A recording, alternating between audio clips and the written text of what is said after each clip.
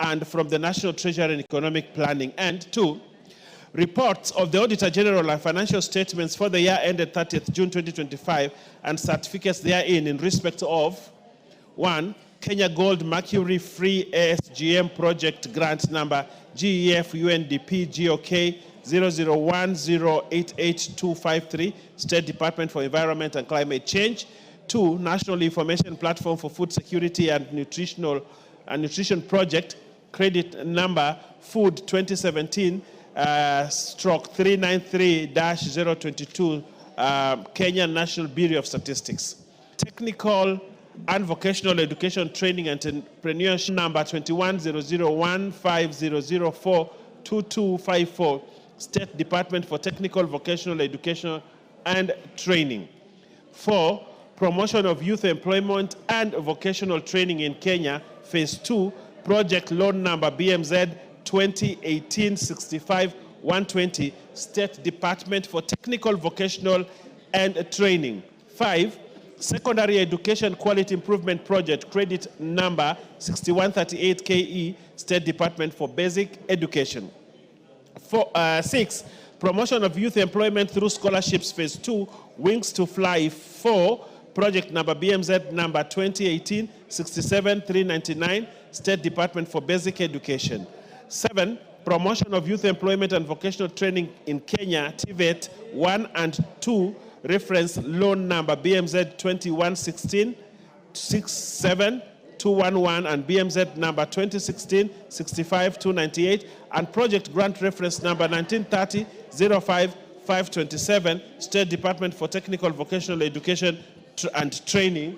And finally, Honorable Speaker, Kenya Primary Education Equity in Learning Program, IDA grant number D991 KE and credit number 7067 KE and grant numbers TF C306 KE and TF 6C307 KE, State Department for Basic Education. Honorable Speaker, I beg to lay. Thank you. You know, the ladies behind me here are distracting me, Honorable Speaker. And I thank you, and I beg to lay. Thank you. Chairperson, Public Investments Committee on Commercial Affairs and Energy. Proceedings. Thank you, Honorable Speaker. Honorable Speaker, I beg to lay the following paper on the table of the House today, Tuesday, 14th October, 2025. Third report of the Public Investment Committee on Commercial Affairs and Energy on its examination of the report of the Auditor General on the financial statements of the selected state corporations in the roads and transport subsector. I thank you, Honorable Speaker. Thank you. Chairperson, Committee on Implementation. Wanjala. Thank you, Honorable Speaker. I beg to lay the following paper on the table of the House today, Tuesday, the 14th October 2025. Fourth report of the Committee on Implementation on the implementation status of the report of the Committee on Delegated Legislation on its consideration of the Public Procurement Regulatory Authority Circular number 04 of 2025 on the enforcement of compliance with the mandatory use of the Electronic Government Procurement System, EGPS, by all public procuring entities. Thank you, Mr. Speaker. Thank you, Angela. Member of the delegation, Honorable Emilio Odhiambo, on IPU. Put that tomorrow. Next order. Order number 6, notices of motion. Yes. Chairperson, PIC, Commercial.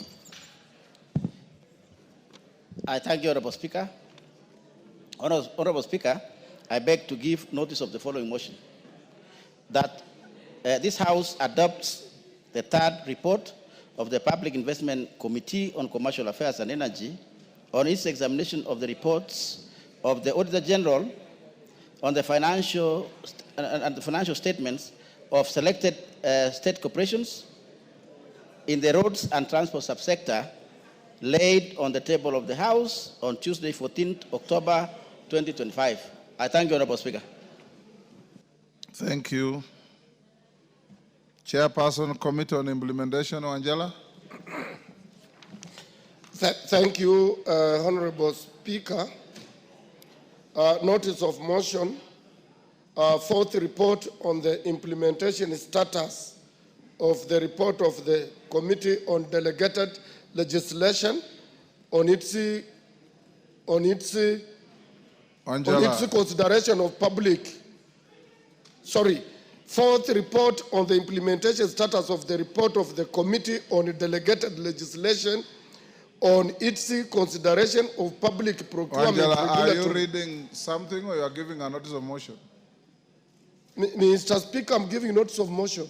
How do you start giving notice of motion? I beg to give a notice of the following I did motion. that, Mr. Speaker. No, you didn't. Oh, I beg, Mr. Speaker. I beg, Mr. Speaker, to give a notice of motion on Committee on Implementation, Mr. Speaker. Fourth report on the implementation Angela, status. This is how the format goes. I beg to give notice of the following motion. Then you read the draft motion that is on that paper. That's what I've done, Mr. Speaker. You haven't done that. Okay, Mr. Speaker, I beg to give notice of motion. Notice of the following motion, Mr. Speaker, yes, on implementation status, Mr. Speaker, on fourth report on the implementation status of the report of the Committee on Delegated Legislation on its consideration of Public Procurement Regulatory Authority Circular number 04 of 2025. Honorable Speaker, Honorable Speaker, I beg to give notice of the following motion. Oh, Mr. Speaker, Mr. Speaker. Order. Be fair to Angela. Start from where you are now. Just say, Honorable Speaker, Yeah. I beg to give notice of the following.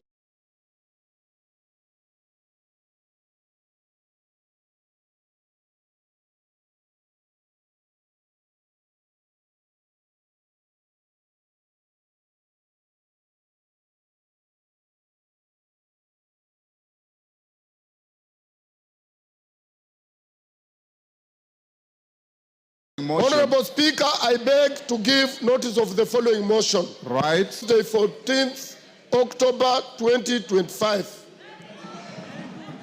They agreed.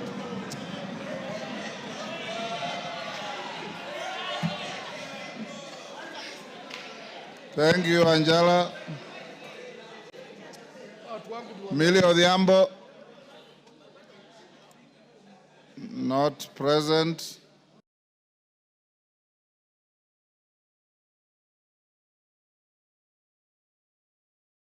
To acknowledge the following in the public gallery: AIC Manyata Boys High School from Kangundo, Machakos; Kitinga Comprehensive Mixed School from Mwingi Central, Kitui; Marit Mixed School from Kilgoris, Narok. On my behalf and on behalf of the House, I wish to welcome all the students, their teachers, and those accompanying them to the House of Parliament. I've been asked by Honorable Mulyungi of Mwingi Central to welcome a school from his constituency. You can do so for the rest of the schools.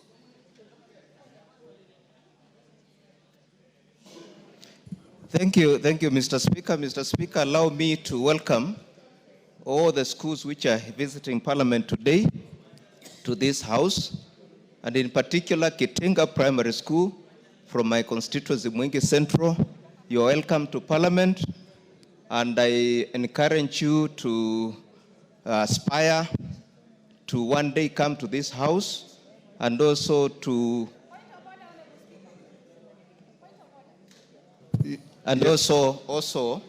also to work in senior positions in government. And I ask you, when you go back home, you greet your parents and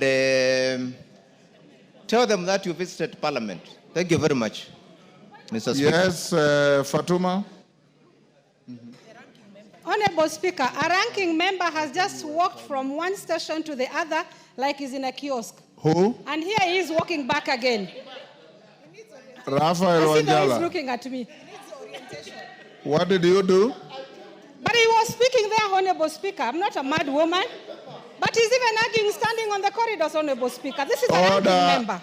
Order, Wanjala. I am advised that you just walked across the floor.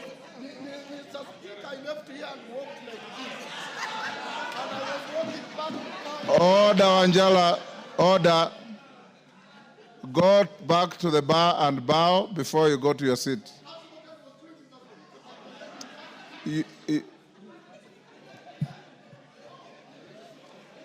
Next. Order number 7, questions and statements. Yes, Melly. Honorable Melly. Thank you, Honorable Speaker. Honorable Speaker, I rise to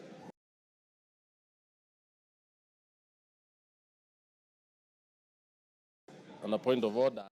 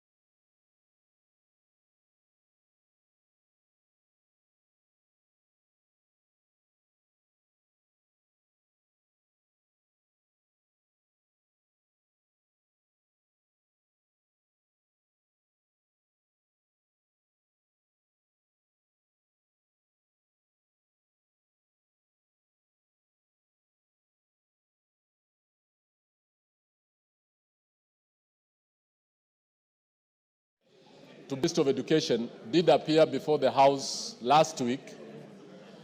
The PS also appeared before our committee on the issue of disbursement of capitation to schools. Honorable Speaker, the CS and the PS gave an assurance to the committee. Order, members. I believe you all have an interest in what Honorable Melly is saying. Go ahead. Yes. When they appeared before the committee and before the House, they gave an assurance that they are going to disburse monies to all schools after the verification exercise last week. Honorable Speaker, it has come to our attention that schools are in their financial crisis. They are about to sit for exams. They are also closing, and that suppliers and even purchases of essentials cannot continue. Honorable Speaker, this House knows that by next week, that is by next week on 21st, the national exams will begin.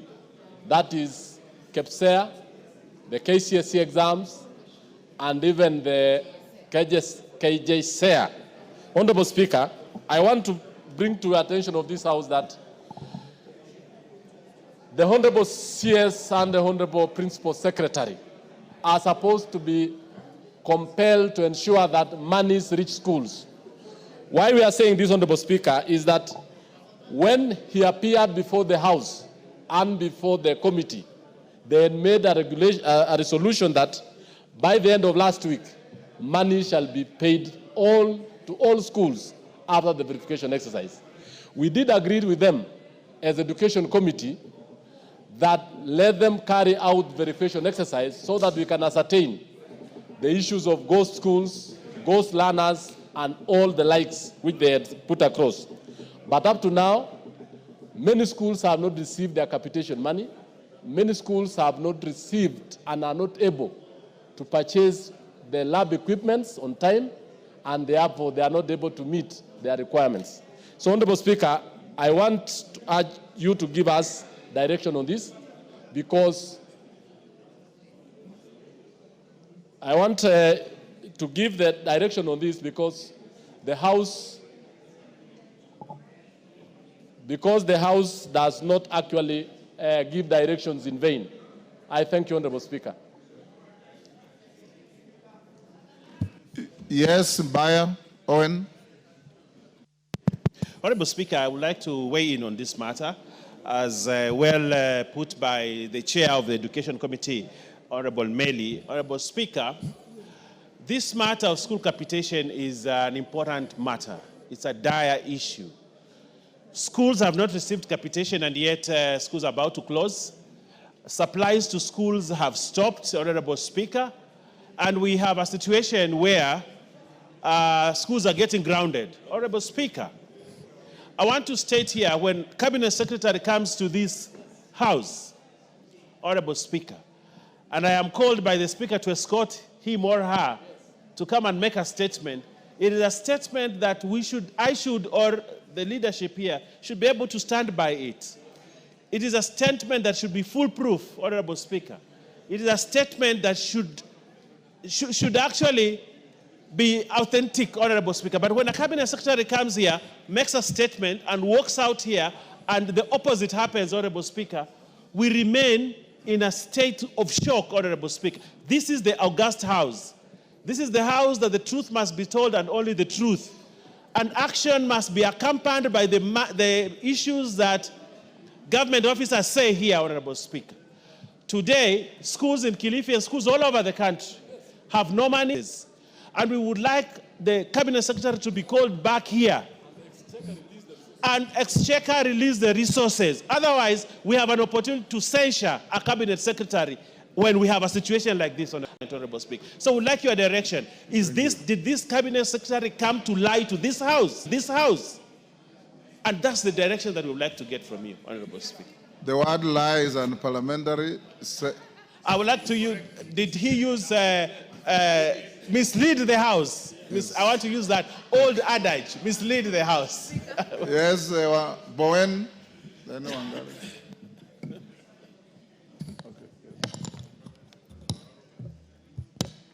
Give Bowen the mic.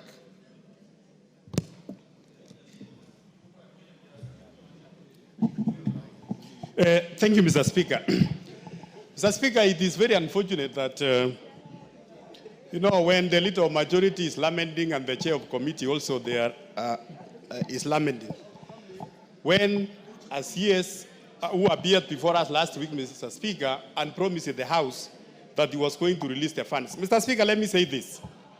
And I want the chair of budget, the Honorable Atandi, to listen to me. Mr. Speaker, the issue of capitation, Mr. Speaker, we must treat it as a recurrent expenditure. We must make it as a fast charge, Mr. Speaker, like the salaries going to members of parliament and also to civil servants. Mr. Speaker, our students are suffering, and our schools, Mr. Speaker, are struggling, Mr. Speaker. Mr. Speaker, I want the Honorable Atandi and all of and the Chair of Education. We need to move capitation money, Mr. Speaker, from the development budget to a recurrent budget, so that, Mr. Speaker, these monies can be dispersed to the schools within the time schedule, Mr. Speaker. Mr. Speaker, it is unfortunate, Mr. Speaker, and we want to ask your ruling, Mr. Speaker, when a cabinet secretary appears before the House and assures the House or gives a report to the House to the effect that he was going to release Exchequer before the end of last week, and there is nothing. Mr. Speaker, I want to tell you, many of our schools, they have closed. About this money is going to school. And Mr. Speaker, the scandal that is simmering, Mr. Speaker, and by next week for information, Mr. Speaker, and by next week for information, Mr. Speaker, Form 2s and Form 3s are already being released. So you are releasing money to who? Mr. Speaker, this is a very serious issue, and I think the matter of this House speaking in vain is quite something, because we have seen CSS disrespecting this House. Mr. Speaker, even in the committees, it is a problem, Mr. Speaker. But more importantly, let the CS explain, if the money has left Treasury, where is it sitting? And why is it sitting there, Mr. Speaker? Thank you. Makali Mulu. Yeah, thank you so much, Honorable Speaker. Honorable Speaker, I've listened to the Deputy Majority Leader make his remarks, and I totally agree with what he's saying. But, Honorable Speaker, I have my own concerns. Honorable Speaker, you see, the first question I'm asking myself, is this the first Cabinet Secretary to lie to this House or to mislead this House, Honorable Speaker? And the answer to that question is no. I think, Honorable Speaker, there is this saying, and I want to put it in the quotes because it's a Swahili saying, Honorable Speaker, that mwiba wa kunjidunga hauna uchungu. I think, Honorable Speaker, we might be allowing a lot of opportunity and room for some of these cabinet secretaries to take advantage of this House. Honorable Speaker, I do propose this. The link to the executive in this House is the majority side of the House, Honorable Speaker. So when we see the majority side lamenting, Honorable Speaker, I get very concerned. Honorable Mbaya and Honorable Ichungwa, you have your assignment already cut. Your job is well cut, please. Provide leadership and let's do what is necessary in this House to make sure that House resolutions are respected. I submit, Honorable Speaker. Thank you so much. Yes, KJ.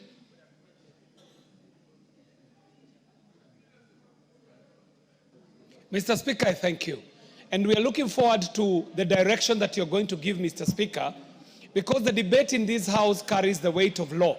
And we know that this House can never be debating in vain. So, Mr. Speaker, we are looking after this canvassing that we shall get a direction that shall carry the full weight of this House. Mr. Speaker, administering capitation even at this time is already too late, Mr. Speaker. The education term is ending for 2 of the forms, is ending next week, Mr. Speaker, for the Form 2s and for Form 3s. But more importantly, Mr. Speaker, even with dispersing of capitation in this installment is only an elastoplus solution. The real malady in the education ministry, Mr. Speaker, is the fact that today, if you went to the Ministry of Education, they cannot even tell you the full component of the students by population in each and every institution, Mr. Speaker. This capitation business is a black box that this House must be able to open, lift the veil behind the number of students in each and every institution. And Mr. Speaker, in this day and age, technology allows us to be able to have a dashboard that would show every student who comes into school and every student who leaves the school. But today, how many students are in our schools across the country? Mr. Speaker, the other thing is the submission of these monies. When we give capitation, schools also still request for other monies from parents. How that is done, Mr. Speaker, if we were to bring technology to it, Mr. Speaker, we would clear out this whole business of school fees. And the technology exists, Mr. Speaker. Posta has a payment solution. Posta is government. The schools are government. Why does it become so hard for Posta to be the collecting agent for government, being a government institution, and as such utilize the technology that is available for us to, one, be able to establish how many learners do we have in our schools and how this money can reach the schools for the benefit of our learners. I thank you very much, Mr. Speaker. Yes, member for Nyando. Jared. Honorable Speaker, I thank you very much. And additionally, I would want to delve into this matter. Honorable Speaker, as has been alluded to, next week all our schools are breaking for the longest period, reporting back in the month of January 2026. Honorable Speaker, even as we speak, the second term's capitation has not been submitted to schools in total, and therefore there is a huge backlog that needs to be addressed by the Ministry of Education. Honorable Speaker, I will be remiss not to remind the House that towards the end of this last financial year, which is June 30th, Treasury had already submitted to counties all the monies owed to them. And all the CDF monies had already been submitted into our accounts, Honorable Speaker. The epitome of expertise by the Treasury Cabinet Secretary, Honorable Speaker. And therefore, if money has already been disbursed to the Ministry of Education, we only need to look at the paper trail to find out exactly where that money is and why it is gathering dust where it should not be, Honorable Speaker. Our teachers are really suffering, Honorable Speaker, taking care of children amidst the difficulties of our economy, Honorable Speaker. And therefore, it is incumbent upon this House, through you, Honorable Speaker, to make an equivocal now and a week before schools break for the longest holiday, Honorable Speaker. And with that, I thank you. Thank you. Morogara. Thank you. Thank you very much, Honorable Speaker. Honorable Speaker, matters education are actually becoming more emotive than matters land in this country. Every citizen is concerned, especially where matters education are not going right. The drought and lack of water and food, students have had to scrape through school without food and without water. And now, these students are going to do exams, again, without food, no water, because of lack of capitation. I think it is high time this House stood its ground. I think sometimes we are being taken for granted, and especially by cabinet secretaries. The reason being, we were here the other day debating on the e-procurement, and this House made a decision. What is interesting is we were able to listen over the media. Some of the cabinet secretaries faulting the House when we had done the right thing. I think it's a high time we actually held the executive to account, ministers to stick to their words, and they carry those words through. It is still questioned, where is capitation money?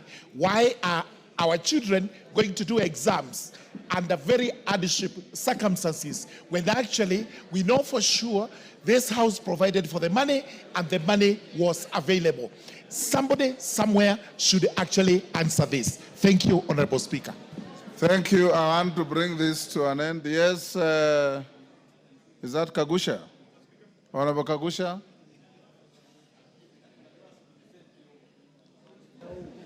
Thank you, Honorable Speaker.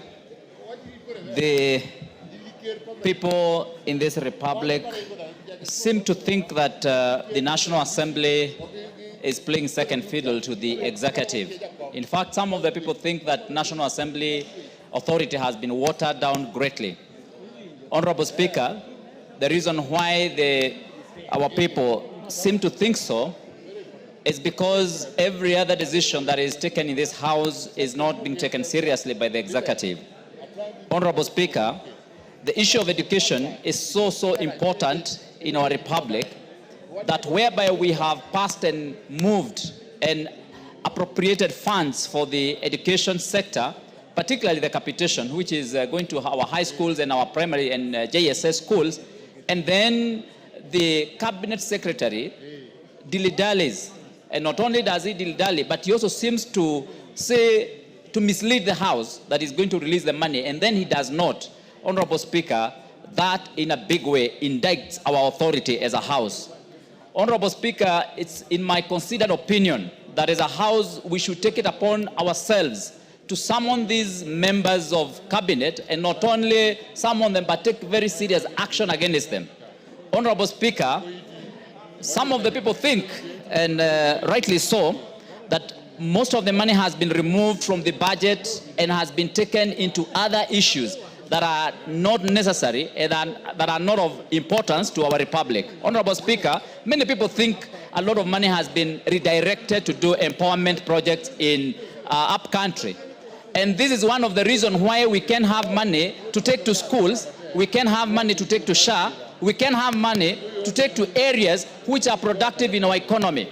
Honorable Speaker, if you look at the gravy train that the cabinet secretaries have engaged in, including what we have seen as security machinani. Honorable Speaker, a lot of money is being spent in the wrong way. A lot of money is being redirected. Order, Kagusha. Focus on the matter before the House. Thank you. We Thank are you. talking about capitation. Thank you, Honorable Speaker. You are wandering all over. On the issue of capitation, Honorable Speaker, you realize some of the members, some of the schools have submitted the names of the students who are in their schools. But Honorable Speaker, most of those names are still missing. So even when they receive the capitation, Honorable Speaker, it's still not sufficient, or it still doesn't cover the students, because some of the schools have as few as half of the population captured in the system, yet they have registered all of them. And so, Honorable Speaker, that is becoming a big problem. Remember, even if this capitation is still sent to schools, they are still not going to be able to procure because the EGP is not working, and most of the suppliers are not supplying the schools. Even this institution here is having problems with supplies because the EGP system is not working. Yet this House had taken a stand and had given a way forward. And the executive have refused to follow the directions of this House. Honorable Speaker, it's high time you took action and we start as a House we are, so that we have our authority that is going to guide this country in the right direction. Thank you, Honorable Speaker. Majority Leader. Thank you, Honorable Speaker. Honorable Speaker, let me just begin from where Honorable Kagushia has stopped. First, to state that as members of Parliament, we have a duty and a responsibility bestowed on us by the Constitution to oversight the executive. And oversight, Honorable Speaker, I want to make sure that we offer meaningful oversight and represent our people. And I must thank the chair of the Education Committee, the Honorable Meli, because what he's doing now is offering meaningful oversight over the Ministry of Education, what they deserve to get at the right time. Honorable Speaker, I was saying I don't want to dwell on what the Honorable Kagushia was speaking about because largely is political and has nothing to do with oversight and serious housework. But when cabinet secretaries appear before the House, whether it is in committee or in plenary on Wednesday afternoons, cabinet secretaries must be cognizant that they are coming to answer to questions that have been asked by the people of Kenya. And for the cabinet secretary in charge of education to make a commitment in committee, because the Honorable Meli has said he made that commitment in committee. Last week when he was here on Wednesday, he similarly made a commitment, and for what he has said not having happened, I think he's just telling the House he's not serious with his work. And we want to ask the Cabinet Secretary, not just the Cabinet Secretary in charge of education, all Cabinet Secretaries, if you come and pronounce yourself in the House, what you pronounce yourself on must be done. And if it is not done, the onus is on you to communicate to the House what challenges you have. And Honorable Speaker, I'll be reaching out to the Cabinet Secretary for Education to know what challenges he may have had not to have disbursed this money at the right time. And Honorable Speaker, conversation here last week when he was in plenary, and there were even suggestions, if there is a verification process ongoing, why don't you then release a part of the money as you verify the other students, so that it is not 100% of the students who are not legit or genuine students. If you estimate largely you disburse 50 or 60%, as you verify the rest. Honorable Speaker, these are challenges, as I said, that I would want to hear from the Cabinet Secretary, and I'll be reaching out to him. He should tell the House, but he cannot appear in the House and make a pronouncement that he does not intend to fulfill. If the challenges are in the National Treasury, because, Honorable Speaker, I'm also cognizant of that, it could be exchequer challenges in the National Treasury, he should come out and tell us. And Honorable Speaker, I want to offer that I'll reach out to him and probably tomorrow afternoon be in a position to give a detailed response to the House on that particular matter of capitation. But also to take this opportunity, Honorable Speaker, to ask all our cabinet secretaries to take their work seriously when it comes to commitments they make to the House. Because you are not making those commitments to members of parliament. It is to the people who have put you in those offices that you are making those commitments to. When members of parliament request for statements or ask questions, they ask on behalf of the people that they represent. Therefore, when as a CS you come before us to answer, please make sure whatever you are telling us is something that you intend and mean to do, and do it without fail and without any unnecessary delays, Honorable Speaker. And therefore, Honorable Speaker, if you encourage me to take this afternoon, I was actually watching this debate from my office as I attended to other people there, and I had to excuse myself to come and attend to it in person. And therefore, I will want to commit to the House that I will get a detailed response from the Cabinet Secretary and give it to the House tomorrow afternoon. Thank you, Honorable Speaker. Majority Leader, I want us to do better. There's a common Christian saying that if you can access Jesus, you don't need John the Baptist. I direct you to get the minister here tomorrow at 3 p.m. to speak for himself and his ministry. Because any promises and pronouncements on the floor of this House cannot be in vain. So get to him and get him here tomorrow at exactly 3. He should be on the podium. Thank you, Mr. Speaker. I also just want to tell the House, Mr. Speaker, I don't want to debate because you have given direction, but just to ask the House, especially the Majority Leader and the Office of the Clerk, that when such commitments are made and they are not fulfilled, Leader. Pull up, Wanjala. Mr. Speaker, first I want to thank yourself and the Majority Leader for assuring the House. I want to thank yourself and the Majority Leader for assuring the House that tomorrow we will get a comprehensive answer from the Ministry of Education. Mr. Speaker, there is a serious confusion in our country.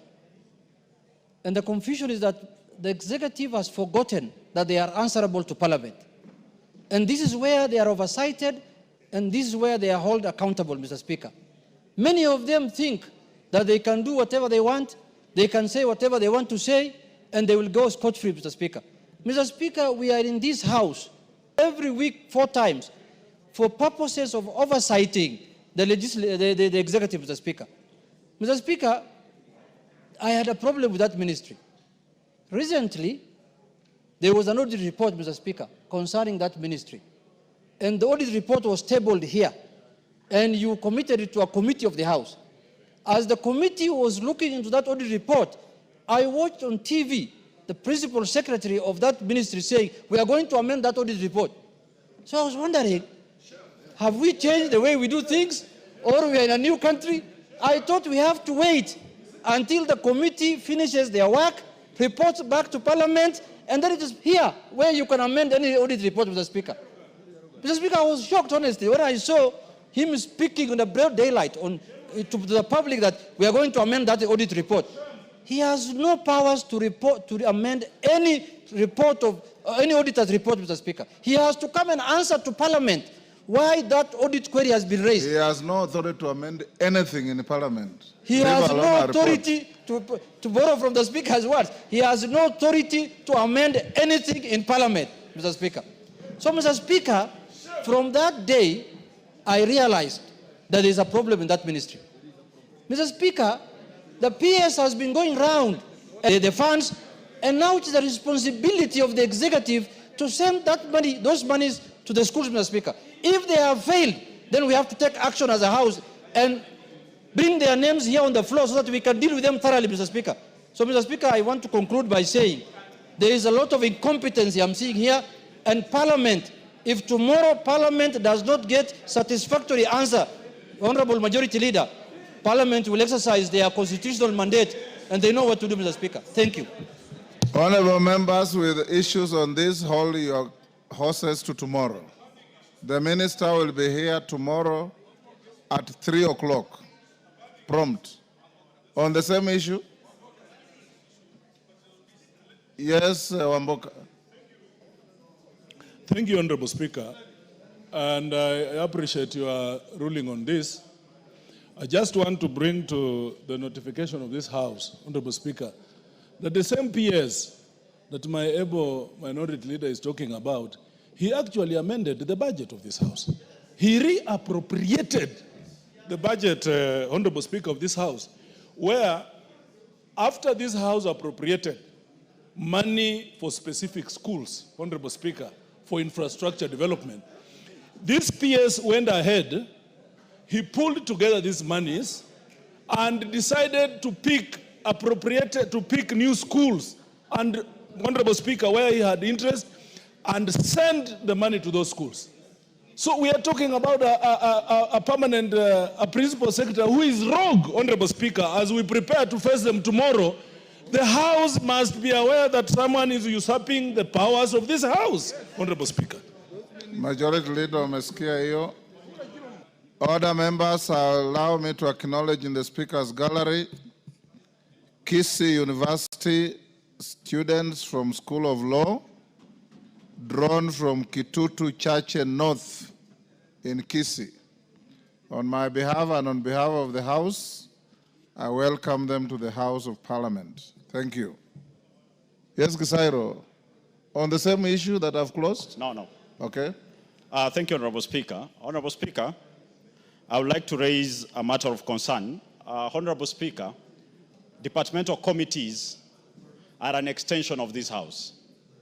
Honorable Speaker, the conduct of members of the committee and that of witness in committees follow the rules of this House.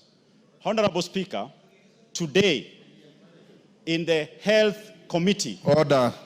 Take your seat. You're out of order. Take your seat. Take your seat. Take your seat.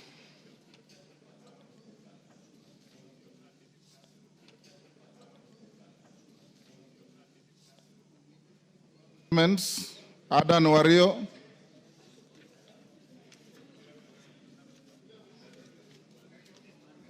Adan Wario. Go ahead. It's Ade Wario, Mr. Speaker, not Adan Wario. Pardon?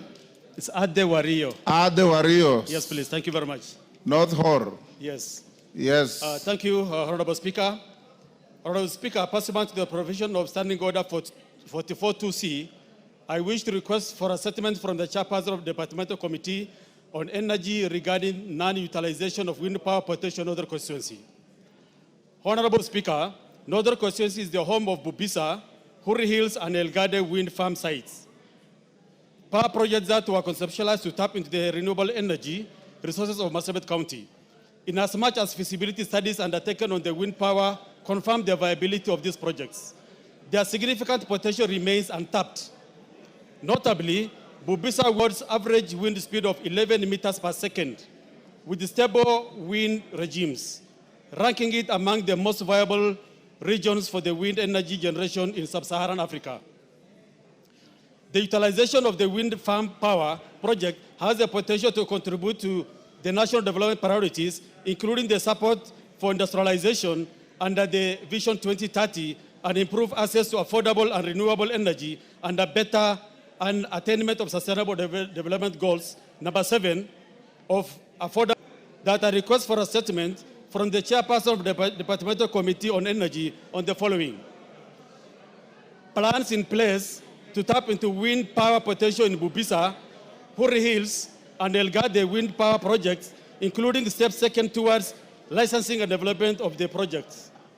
Measures being undertaken by the Minister of Energy and Petroleum to fast-track the implementation of a clear policy for harnessing the wind power potential in Northern Constituency. And finally, specific timelines within which the ministry intends to allocate resources and commence development of wind power projects in Northern Constituency. Thank you, Honorable Speaker. Thank you, Honorable Wario. Chair Energy. Chair Energy. Yes. Honorable Speaker, we ask to be given 2 weeks. Then we will be able to give an answer. 2 weeks will be on recess, 3 weeks. Thank you, Mr. Speaker. Okay. Peter Masara. Honorable Peter Masara.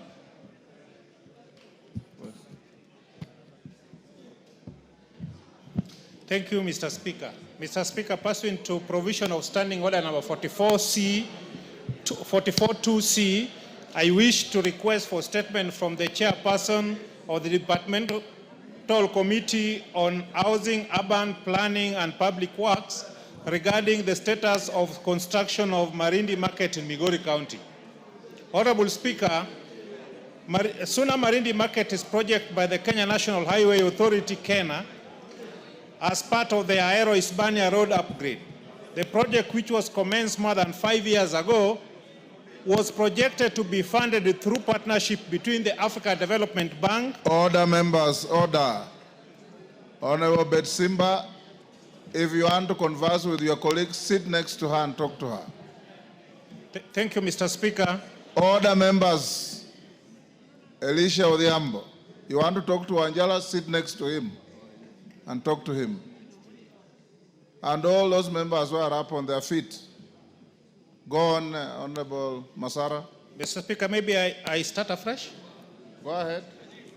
Honorable Speaker, pursuant to the provision of Standing Order 44.2c, I wish to request for a statement from the Chairperson of the Departmental Committee on Housing, Urban Planning, Public Works regarding the status of construction of Marindi Market in Migori County. Honorable Speaker, Suna Marindi Market is a project by the Kenya National Highway Authority as part of Aero-Hispania Highway road upgrade. The project, which was commenced more than 5 years ago, was projected to be funded through partnership between African Development Bank, national government, and the county government of Migori. The traders operating along the Aero-Hispania road were displaced to pave way for the project. Regrettably, these traders are yet to be compensated or offered an alternative marketplace while the construction remains incomplete. The delay in completion of the market has led to the disruption of livelihood to the traders, Mr. Speaker. Honorable Speaker, it's against this background that I request for statement from the Departmental Committee on Housing, Urban Planning and Public Works on the following. 1, the status of the construction of Suna Marindi Market in Migori County, including funding arrangements and the expected date of completion, and measures put in place to compensate traders operating around Suna Marindi Market and along Aero-Hispania Road who were displaced following the commencement of the project. Thank you, Honorable Speaker. Thank you.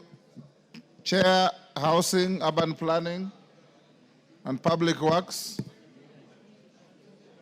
Owen Bayer, inform Chair Housing to bring a response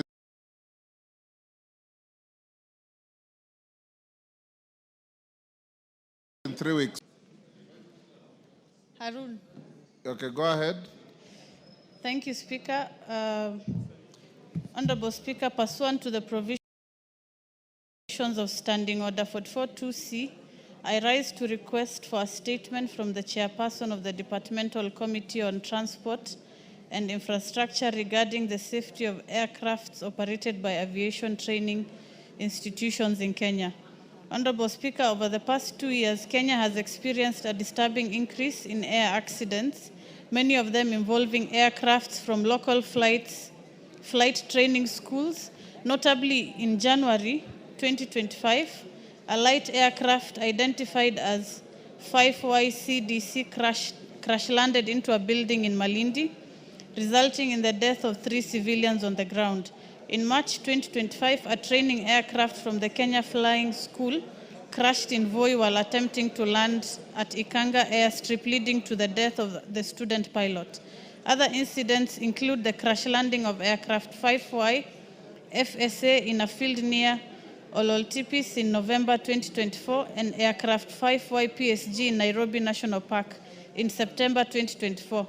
Particularly devastating was a March 2024 mid-air collision involving a Safari Link Aviation Flight 53 and Cessna 172 operated by a flying school, which resulted in the death of both the student pilot and instructor. These accidents highlight the urgent need for enhanced oversight and safety measures within aviation training institutions. Honorable Speaker, it's against this background that I request for a statement from the chairperson of the Departmental Committee on Transport and Infrastructure on the following. A report on the condition of light aircrafts utilized by the aviation training centers in the country, including the frequency and adequacy of inspections of both aircrafts and airstrips to safeguard student pilots and instructors. Measures to put in place by the Ministry of Roads and Transport to designate alternative training airstrips, particularly in open spaces which are clear of obstacle and away from dense urban settlements, and the steps being taken by the Ministry to review and strengthen policies, regulations, and legislations aimed at improving aviation safety standards in the country. I thank you, Honorable Speaker. Thank you, Harun. Chair, Transport and Infrastructure. Thank you, Mr. Speaker. We will respond when we come back from recess, Honorable Speaker. 3 weeks. 3 weeks. Responses. Is Leah Sangaire in the House? Leah Sangaire. Response deferred.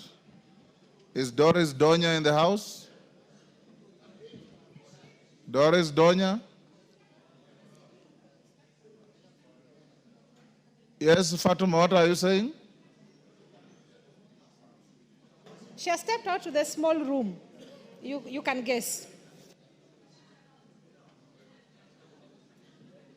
Francis Sigay, Chair, Trade, Industry and Cooperatives. Chair, Trade, Industry and Cooperatives. Shinali, isn't that you? Yes, yes. You have a response to Ambassador Sigay? It will be ready shortly, Speaker. Pardon? I'm not ready yet. You are not ready? Yes. Until when? Maybe if I've given a chance after 20 minutes. 20 minutes? Yeah. You know the House cannot sit and wait for you to be ready. Yeah.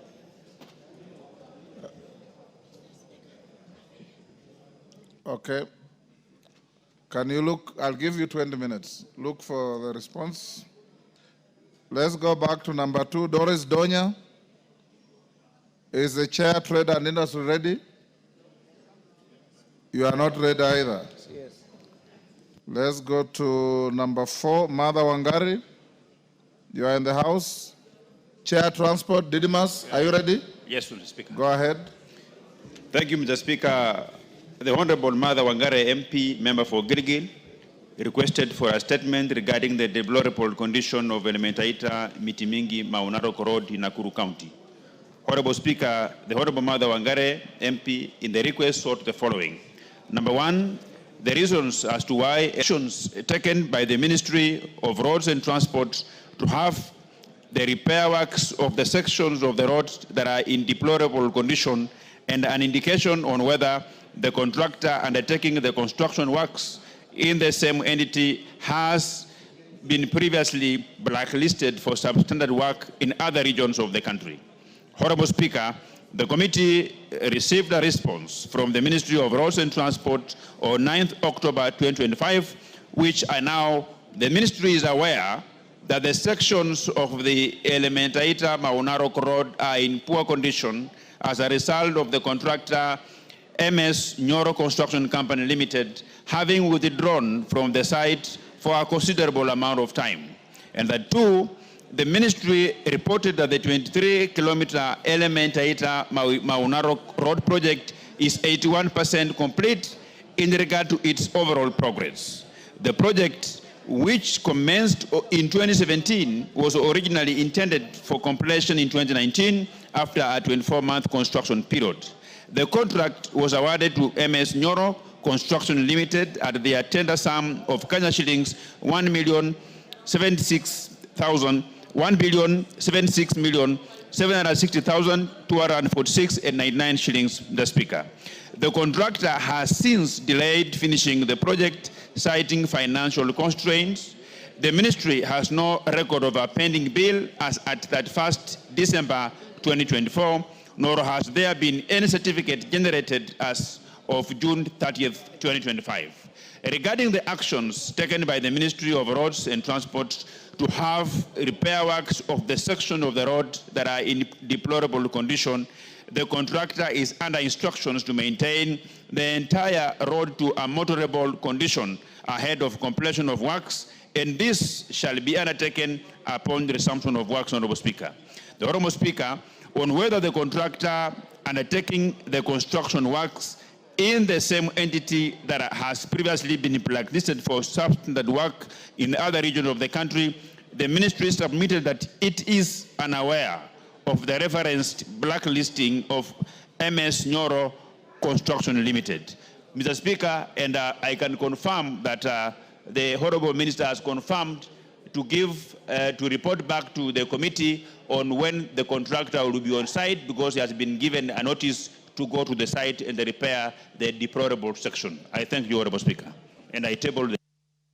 Wangari. Thank you, Mr. Speaker. Mr. Speaker, sometimes I wonder if these statements take any time, as the CS is giving a statement, to go to the ground, Mr. Speaker. Mr. Speaker, this road has been under construction since 2017. It is now being said 81%. I dare say, Mr. Speaker, there is more potholes than any road that is existing, Mr. Speaker. And this road connects Njoro and Gilgil. If you're going to Masai Mara, if you're in Kikope, you just take a shortcut, and this road is very critical, Mr. Speaker. But my follow-up question, Mr. Speaker.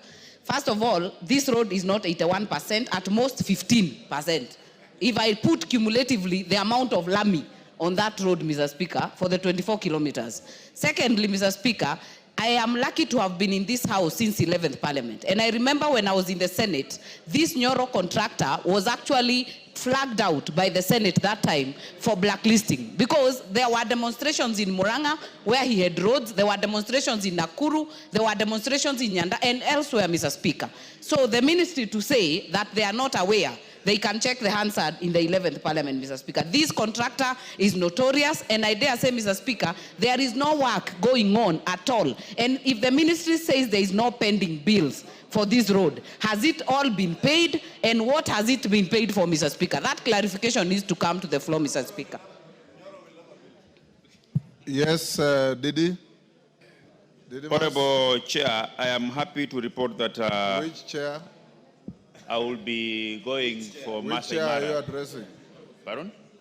Honorable Speaker, yes. I take your pardon. I've just assured the member for Gilgil that I will be going to Masai Mara this weekend, and I will personally drive along that road and undertake to bring a substantive answer when we come back from recess on the actual works done and when the contractor, Messrs. Nyoro, will be back on site, considering that the minister has said that they do not have any pending certificate, meaning the contractor was paid all the money as by the works done, and he needs to go back and complete the road section in accordance with the contract which is signed, Honorable Speaker. So I undertake to bring a substantive answer when we come back from the recess, and I will also ask the Honorable Mother Wangare before we come back to this house to ensure that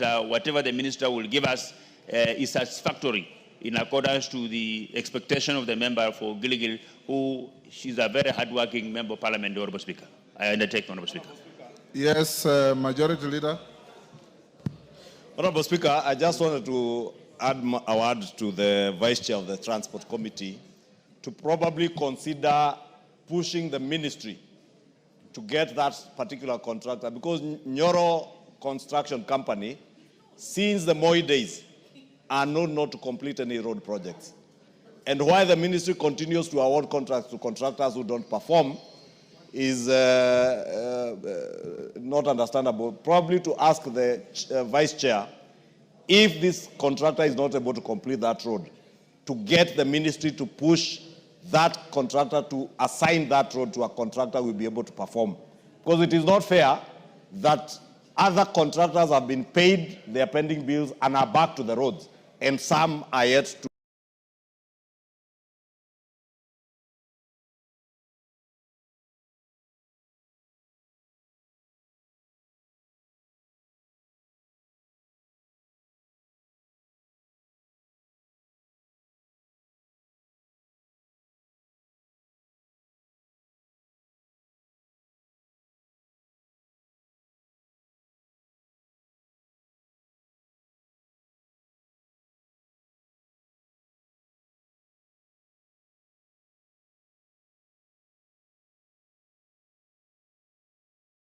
to get back to their road. Mr. Speaker, while I very much agree that Nyoro contractors have a very, very bad name, Mr. Speaker, while I very much agree that Nyoro contractors have a very, very bad name, I just stood because the chair, Honorable Didimas, did say that this weekend he'll be going to Masai Mara. And I wanted to request Mr. Speaker that while he's there, could he also check on the road from Kilgoris to Esoit, which also goes to the Mara, and understand why, after the contractor was terminated, the road has not been completed, the road is now dilapidated, so that he can be able to bring us a fuller picture. And let him enjoy his stay in the Mara, but let him keep his eyes open on those roads that are going to the Mara. Maungu. Yes, Patron. Thank you, Honorable Speaker. I also wish to add the same, Mr. Speaker, that Honorable Dimas has actually alluded to Nyoro contractors. But, Mr. Speaker, we have situations across the country that contractors have been paid. Is it Nyoro contractors or Nyoro construction? Whether it was or if it was Nyoro, I didn't know what it really meant. But it might be Nyoro. That's why we have these challenges.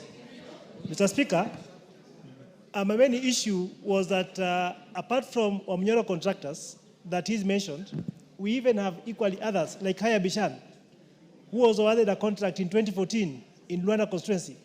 But this person seems to have no capacity despite having been paid all his money. So as the Vice Chair embarks to look into this, it will be good to also come with a report across the country of contractors who have actually been paid all their money, but they are unable to go back to site, so that such can be blacklisted and not be given any other contract going forward. Thank you, Mr. Speaker. Pato.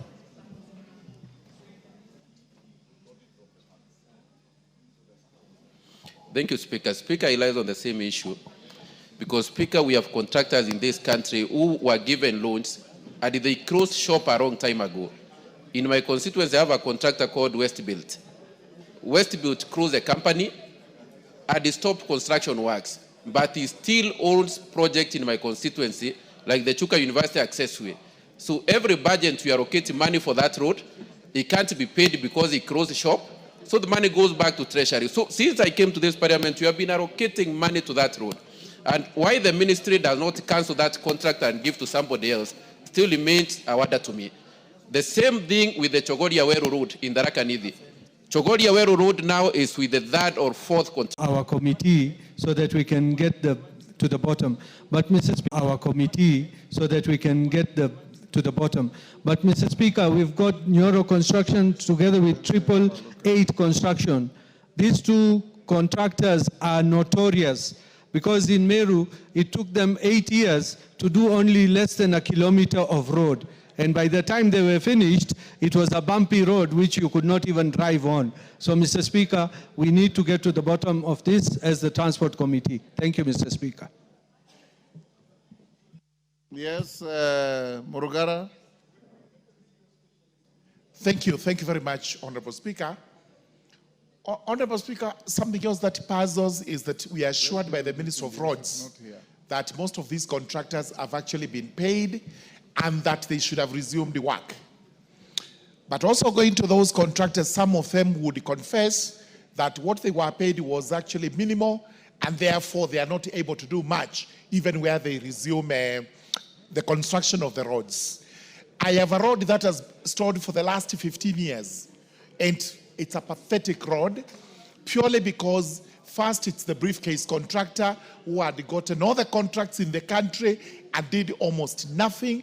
After that, he refused to assign the roads to anyone who would do it until he was coerced to do it. And now the Chinese company that has come in is complaining that it's not being paid well, and therefore the Chiakariga-Marimant Road continues to get into the 16th and 17th year without completion. I have now seen a re-advertisement that is supposed to be redone afresh, and that makes me to get curious as to who is going to do it and where the funds would come from, unless a full disclosure is made by the Ministry of Roads that we must actually take the work of these roads very seriously, not to go around in circles, and we have roads pending for the last 15, 16 or 17 years. And I've given an example of the Chakariga, Marimanti, Katunga Road, which must now be completed at all costs, because even the citizens themselves, they are concerned as to whether we are serious in trying to build this road, or we are just there to show people that something is happening when actually there is nothing much happening. The Minister of Roads must take it up very seriously. It must commit funds to the satisfaction of the contractor and the public that these roads are actually completed, so that they are used by our voters, and especially in the Raka constituency. Thank you very much, Honorable Speaker. David Ocheng. Mr. Speaker, sometimes I wonder whether we just advertise roads to make our people happy, or we intend to do them. Because, Mr. Speaker, this picture painted in Chogoria and in Gilgil and other parts of the country is the same everywhere. In Ugenya Road that was advertised in 2021, Mr. Speaker, 6 years now, we only have 2 kilometers of tarmac in 6 years. And the contractor is on the road. There's been money there. We go to ask whether he's owed any money, he's not owed any money. So the Ministry of Transport, in my opinion, Mr. Speaker, must start dealing with not just contractors, but he must also check in the ministry itself, be it Kera or Kura or Kenha, the engineers that keep approving these people to continue being on those roads. How can a contractor be on the road for 12 years, 8 years, 6 years, and only 1 kilometer is done? Mr. Speaker, and when you go to the BOQs, if you go to check how much money is spent, so much of that money goes back for supervision, for evaluation. So much money is going back to government engineers who earn salaries but still earn monies in those constructions going on. So, Speaker, I believe that as Parliament, we must discipline especially the way we manage road construction in the country, not just tendering the process, but how we manage the whole process. Because how does a 12-kilometer road take 10 years to build? How do you build a road 1 kilometer per year, yet the contractor has equipment in the site, is being paid for redundant equipment, as long as there's equipment on the site,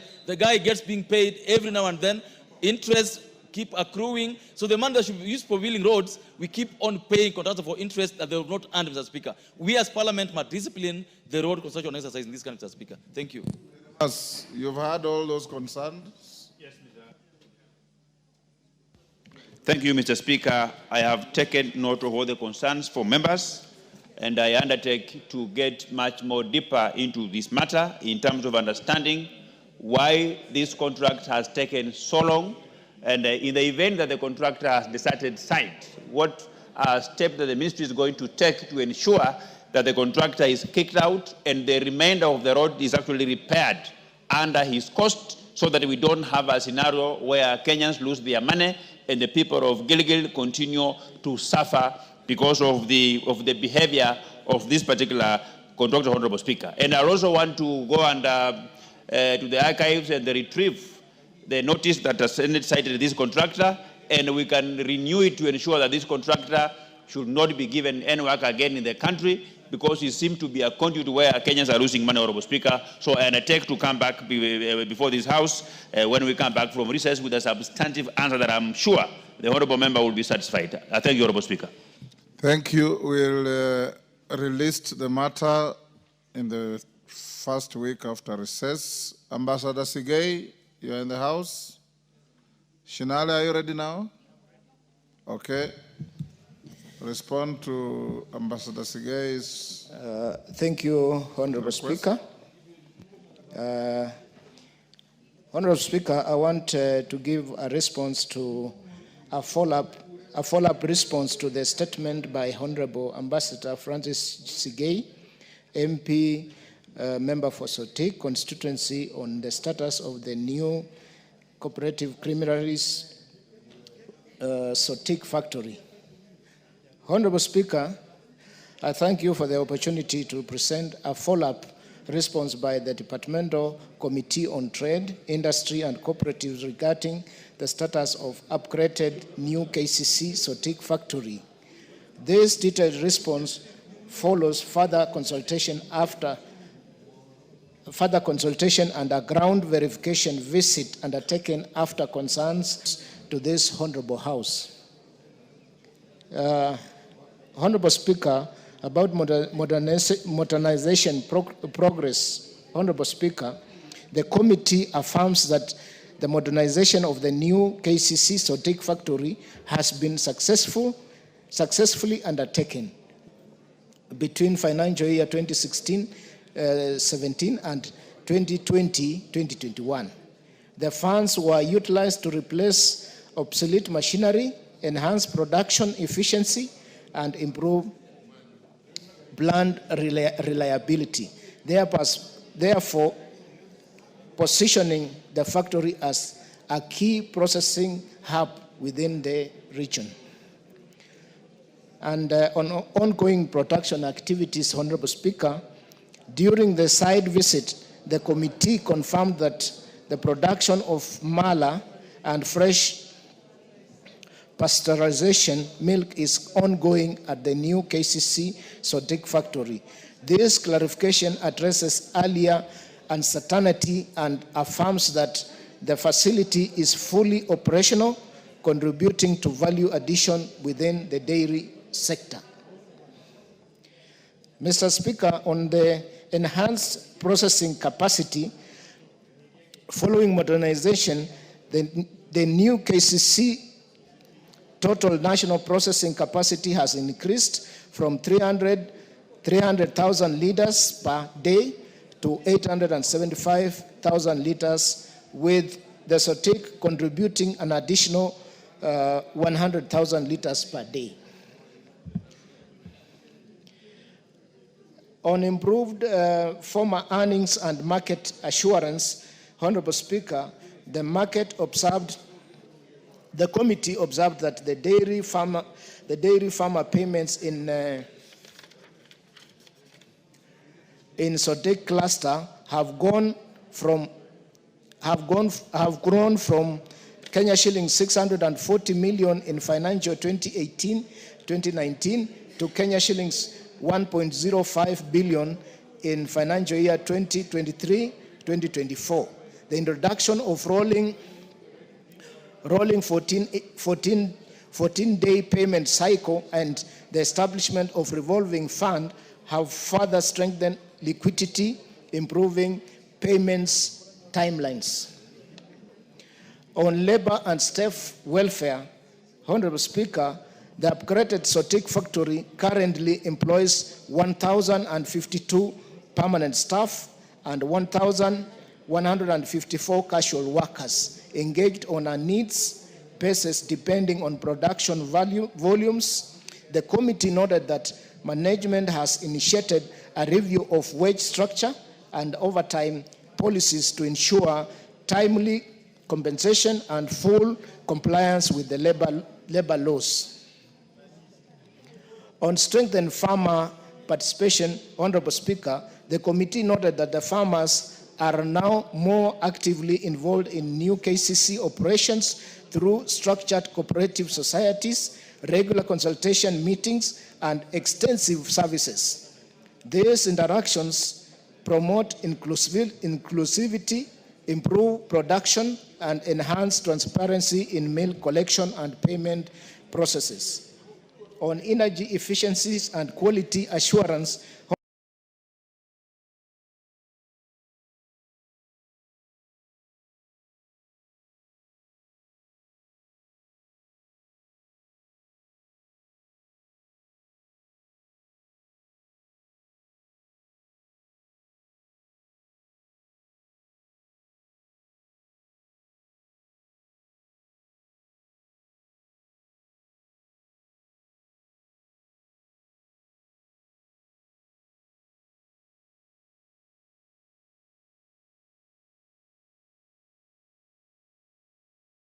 Honorable Speaker, the committee notes that the factory has invested in welfare.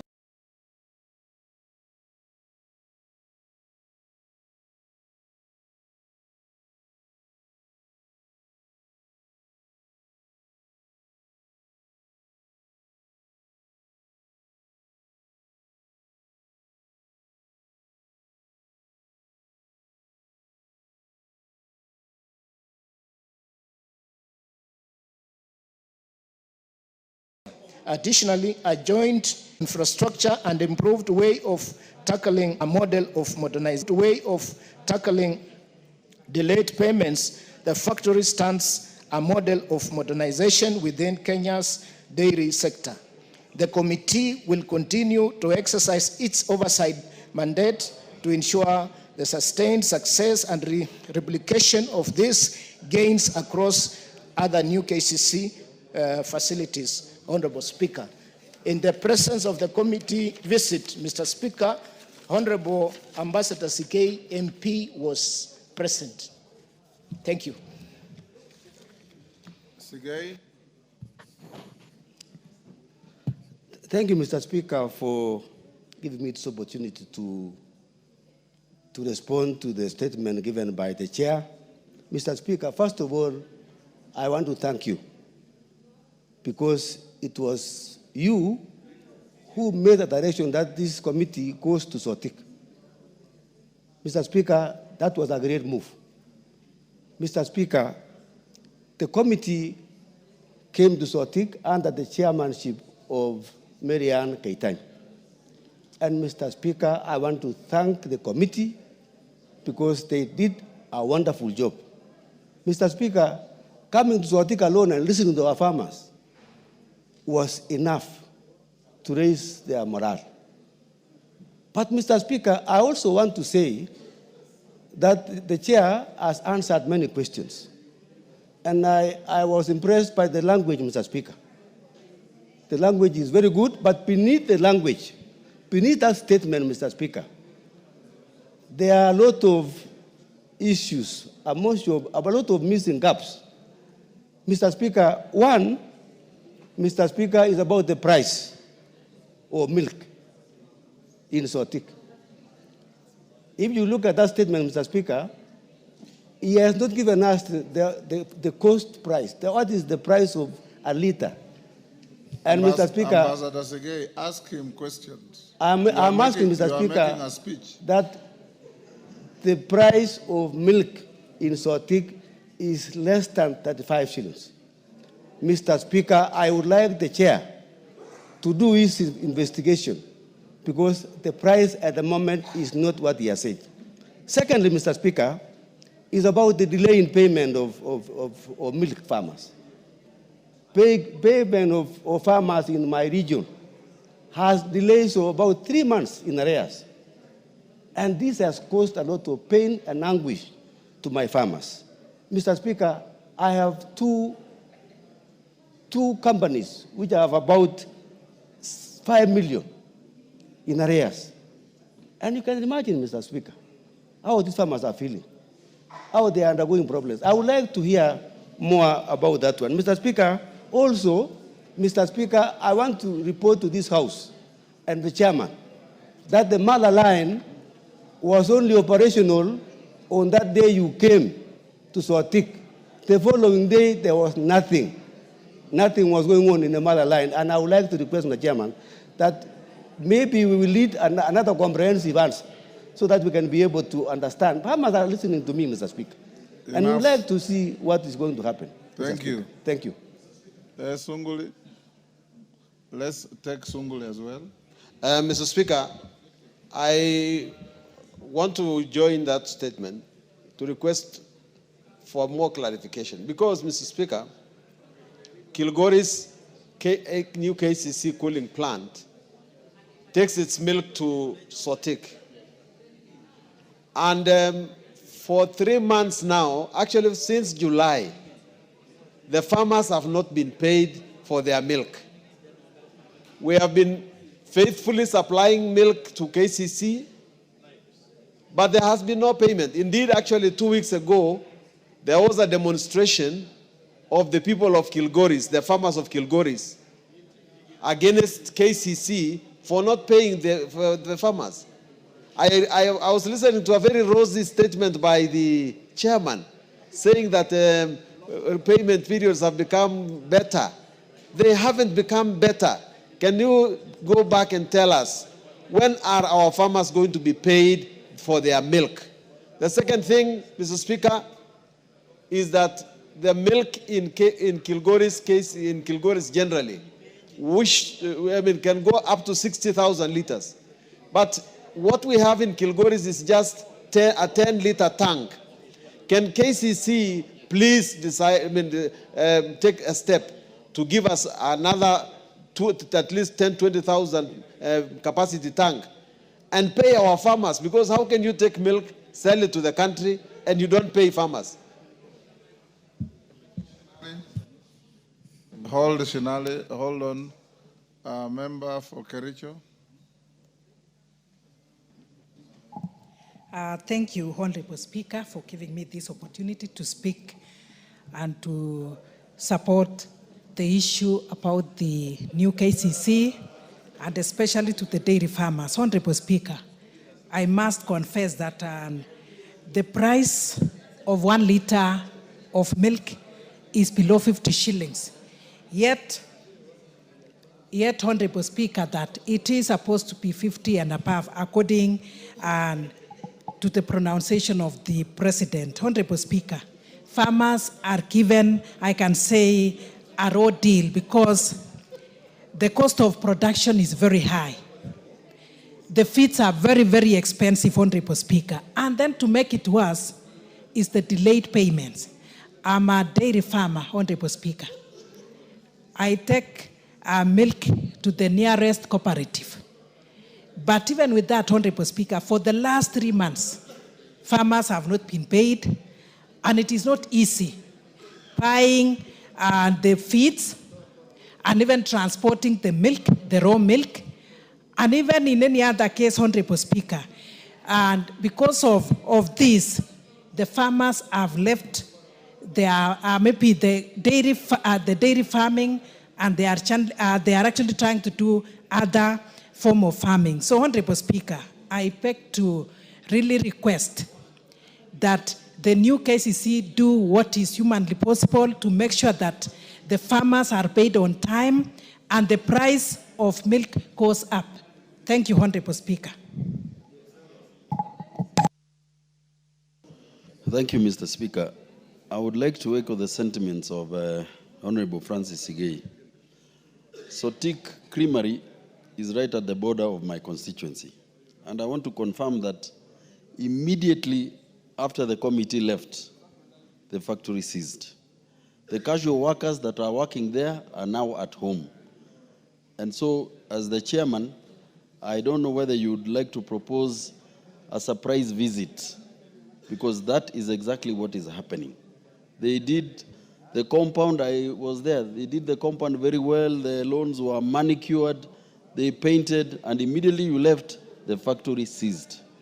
And that is the exact position. Thank you, Mr. Speaker. Mr. Shinali.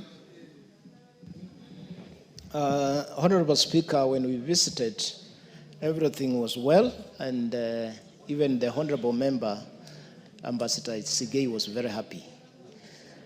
If there are other happenings that have occurred after we left as a committee, we want to commit that we shall make sure that we do our work as oversight and make sure the people of Sotik and its environment, especially the farmers who supply milk, are happy and the factory is up and running. Because the government has invested a lot of money, Honorable Speaker, in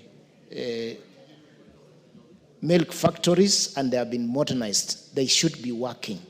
On the issue of delayed payments, Honorable Speaker, we've shared also with the minister concerned, and we have asked them, either through the budgetary allocations or they look for other ways so that they make sure members of the cooperative that supplies milk to our factories are paid on time. We shall make a follow-up and report back, Honorable Speaker, in this House, on the issue of delayed payment by new KCC as a whole in the country. Thank you. Is it true that the factory was stage managed to be working, and as soon as your committee left, it went off?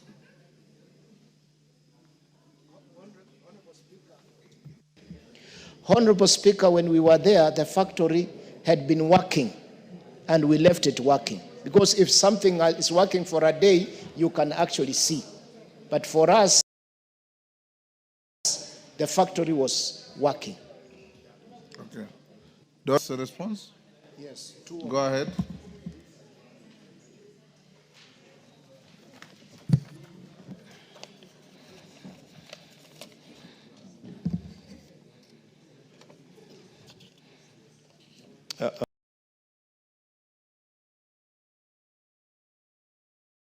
Honorable Speaker, thank you. I wish to, but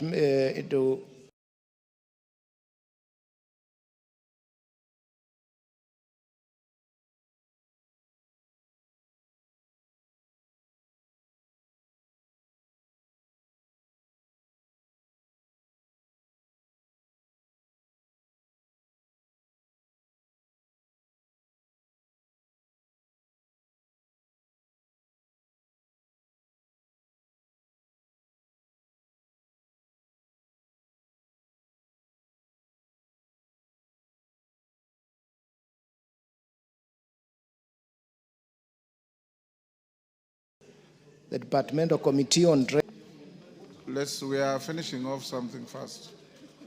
Go ahead.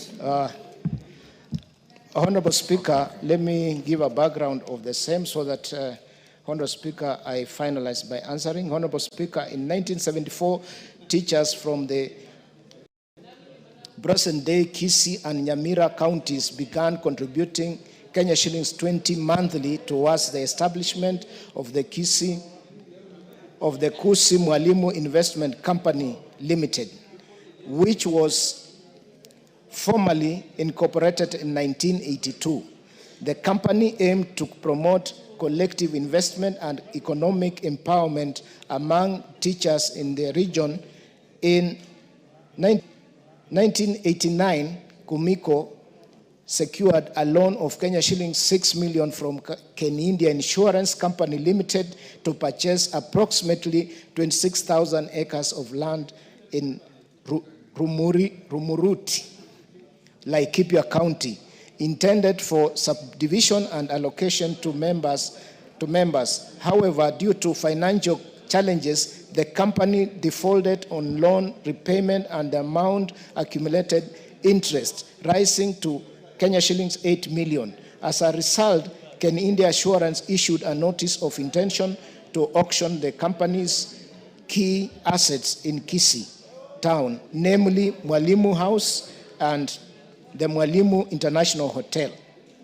To avert the action, a series of consultative meetings were convened between the Kenya National Union of Teachers, NAT, the Kumiko Board of Directors, and other stakeholders. It was agreed that the Kisii Mwalimu Sacco would become the majority shareholder by purchasing 400,000 shares in Kumiko at the Kenya shillings 20 shillings per share, amounting to Kenya shillings 8 million.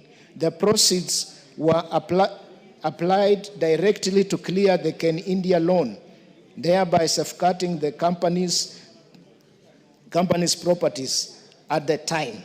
Kumiko had 8,260 shareholders, each holding approximately 88 shares.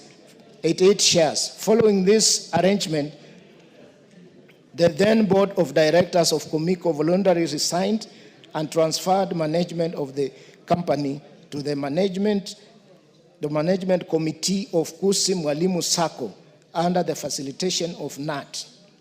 The process was subsequently affirmed through judicial rulings, including A, miscellaneous civil application of number 2 of 2017 in Kasmil Lucas Nyang'au and others versus Kisii Mwalimu Sacco Limited and Attorney General, and the B, Environment and Land Case number 497 of 2014 versus Kisii Mwalimu Investments Company Limited and Kisii Mwalimu Sacco Society. Honorable Speaker, this ruling confirmed that the procedures undertaken were transparent, lawful, and consistent with the relevant legal frameworks. In the company's annual general meeting held on 27th August 1999 and attended by 4,200 shareholders representing more than 50% of the membership, members unanimously resolved to voluntarily and wind up Komiko and transfer all properties, including Mwalimu House and the Mwalimu International Hotel, to Kusi Mwalimu Sacco at market valuation. All properties were professionally valued, transferred at fair market rates, and fully paid for by the Sacco. The proceeds were used to clear outstanding liabilities and operational expenses, with the surplus distributed to all shareholders according to their shareholding. The liquidation process was supervised by Mr. Edward Ongiti, liquidator, assisted by Mr. Alfazad Mukikoyo, legal counsel. Despite the lawful completion of the process, a section of former shareholders later expressed dissatisfaction and filed petitions in court challenging the legality of the assets transfer and the procedures followed during the company's winding up. If I went, Mr. Speaker, let me move directly to the specific response to issues raised by Honorable Doris Ndone. Number one, she raised a request for forensic audit in the transaction involving Komiko properties and assets.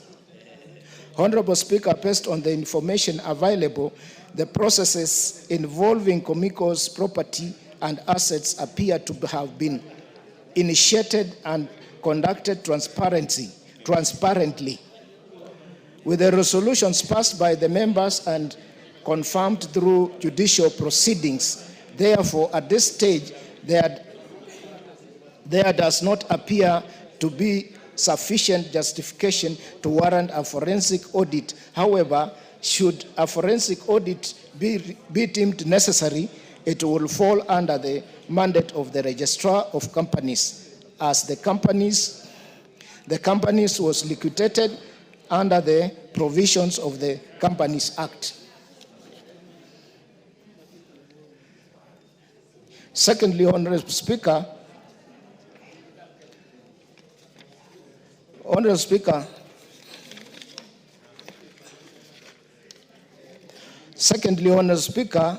the Honorable Member had wanted to know the measures taken by the Ministry of the Ministry to investigate and address the alleged irregular dissolution and takeover of Komiko.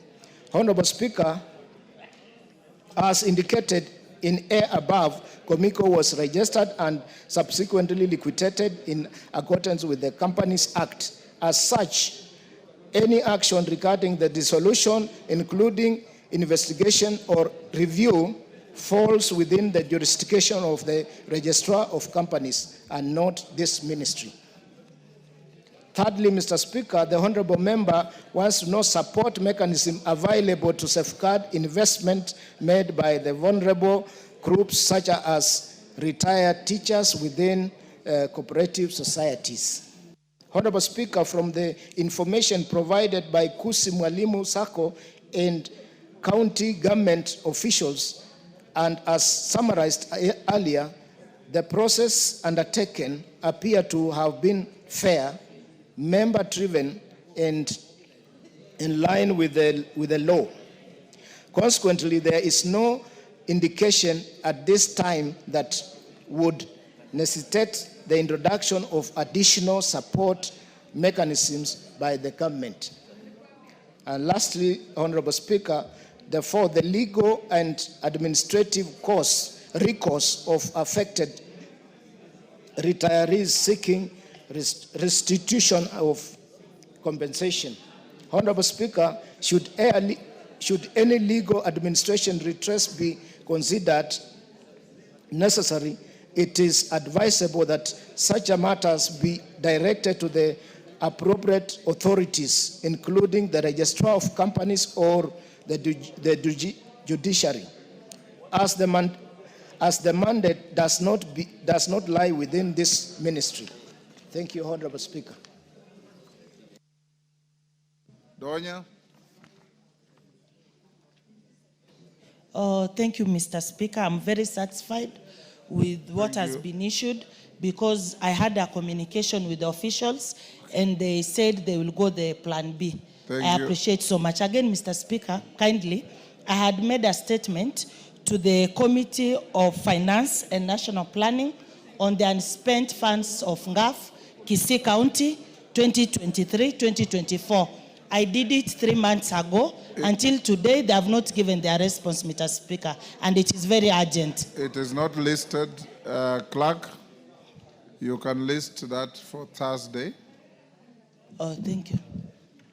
Go back, Clerk, to order number 5, Millie Odhiambo. Call out first.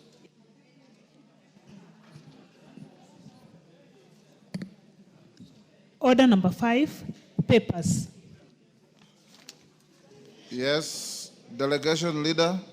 Thank you, Mr. Speaker, for indulging me.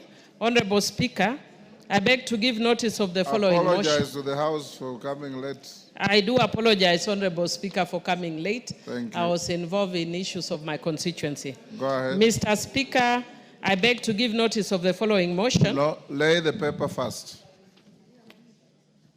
We are at order.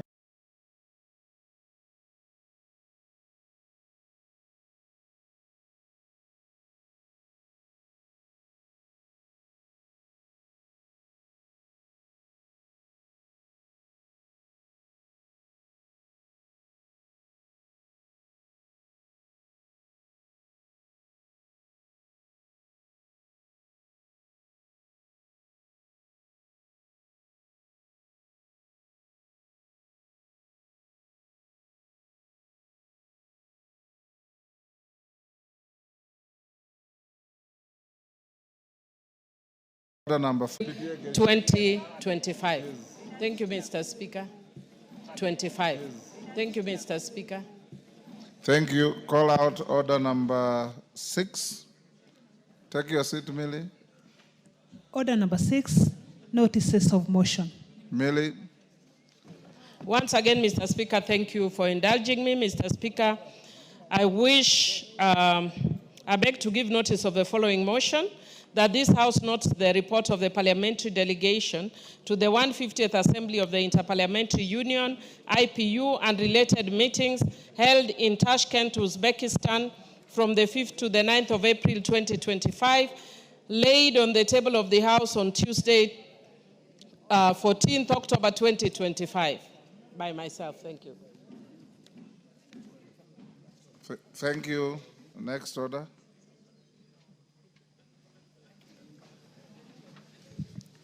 Order number 8, motion, consideration of reports of the East African Legislative Assembly for the 4th meeting of the 2nd session of the 5th Assembly.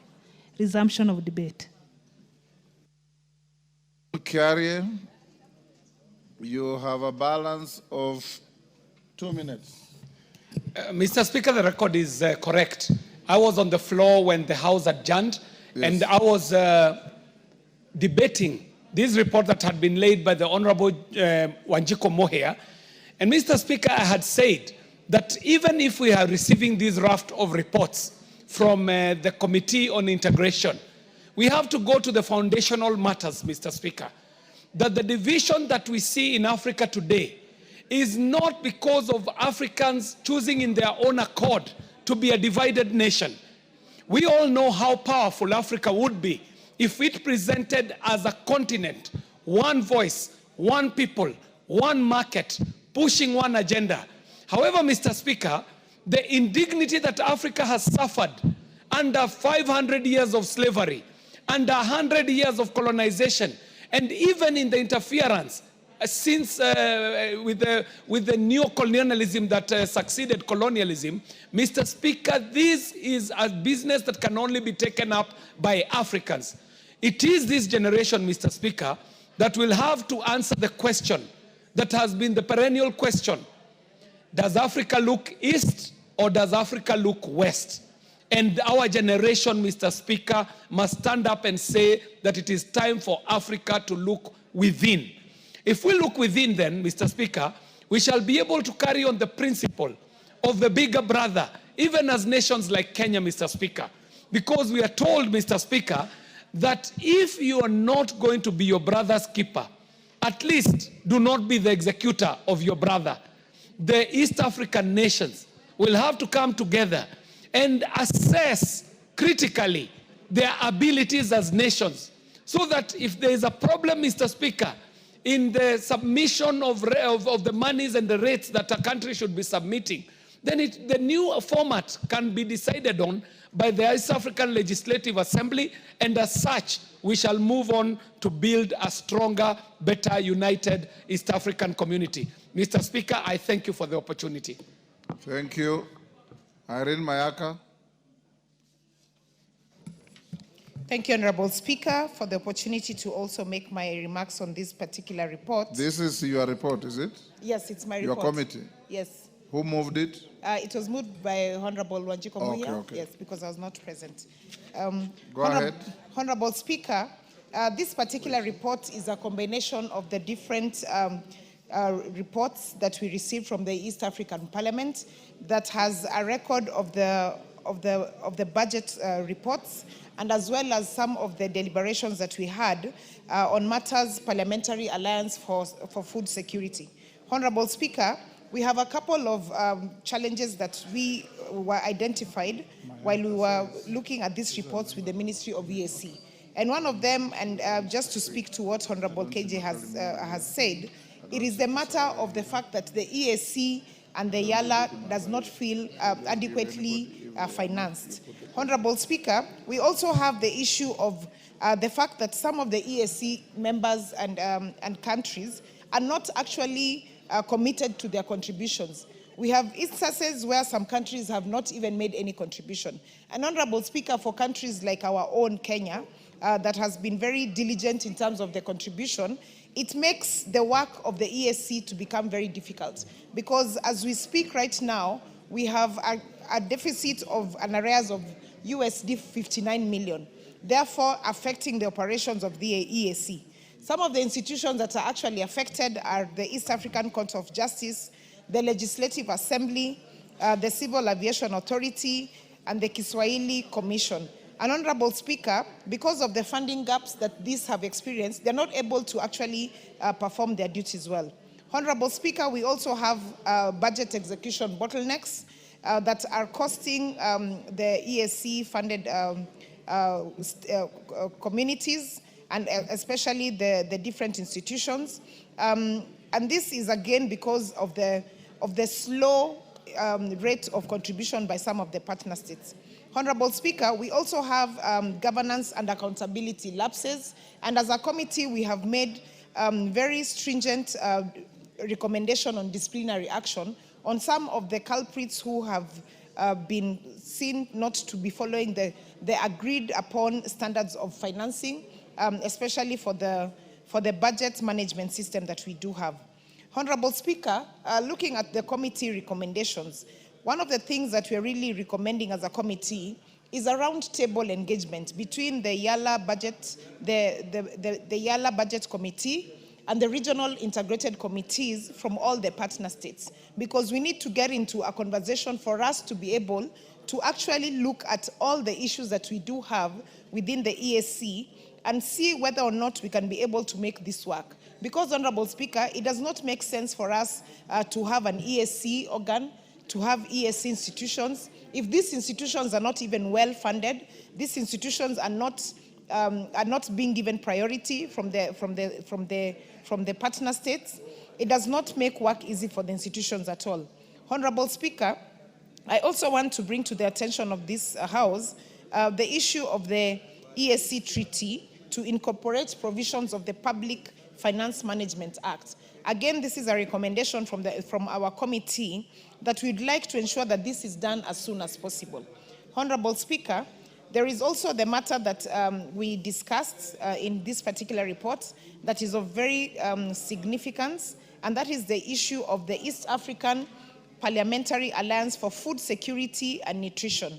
Honorable Speaker, back in 2023, during the General Assembly, a recommendation was made that we should have and encourage family farming in the partner states, especially the East African agricultural sector, so that we are not only ensuring that families have adequate food, but that they also accelerate the progress towards agriculture and food security goals, not only for one country, but the entire East African community.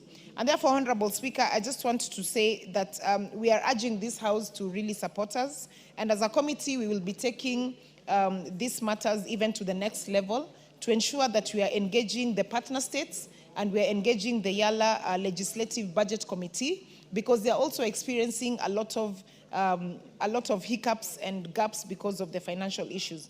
Honorable Speaker, I also just want to take this opportunity to also urge the members of our Foreign Affairs Committee and the Budget Committee that we do have, because if we do not strengthen these organs, especially as Kenya, then the other countries will not be able to follow suit. And Honorable Speaker, I'm speaking like this because currently Kenya is the chair. Our president is the chair of the EAC. And before we get to the summit on the 26th of November in Mombasa, where he hands over his chairmanship to the next country, we really want as a country to show that we can be able to put in place specific action plans that will assist the EAC community. With those few remarks, I submit. Very well, honorable members, I'm not sure if those logged in are for this motion. Honorable member for Navaholo, are you here? Not. I'll give honorable member for Kitui Central, Dr. Makali Mulu. I want to support this motion, Honorable Speaker, on issues East Africa, Honorable Speaker. This motion was moved last week, Honorable Speaker, and it raises fundamental issues relating to the East African community, Honorable Speaker. Honorable Speaker, being a member of the Regional Integration Committee, there are a number of issues we are grappling with as a committee, and this report really touches on some of those issues. The first one, Honorable Speaker, is the issue of the budgets, the financing of the Commission, Honorable Speaker. Honorable Speaker, the member countries are facing serious challenges in terms of paying their subscription to the Commission, Honorable Speaker.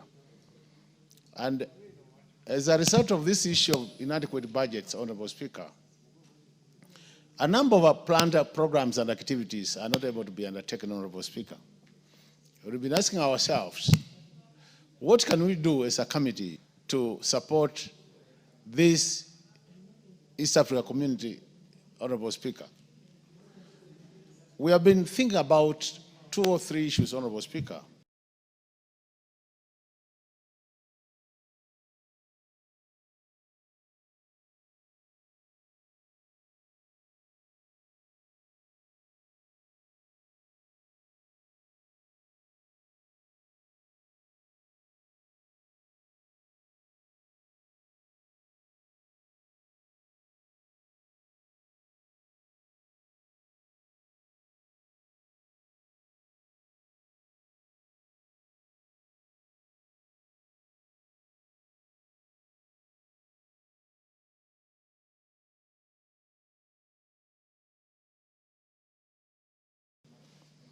What the country trade, Honorable Speaker.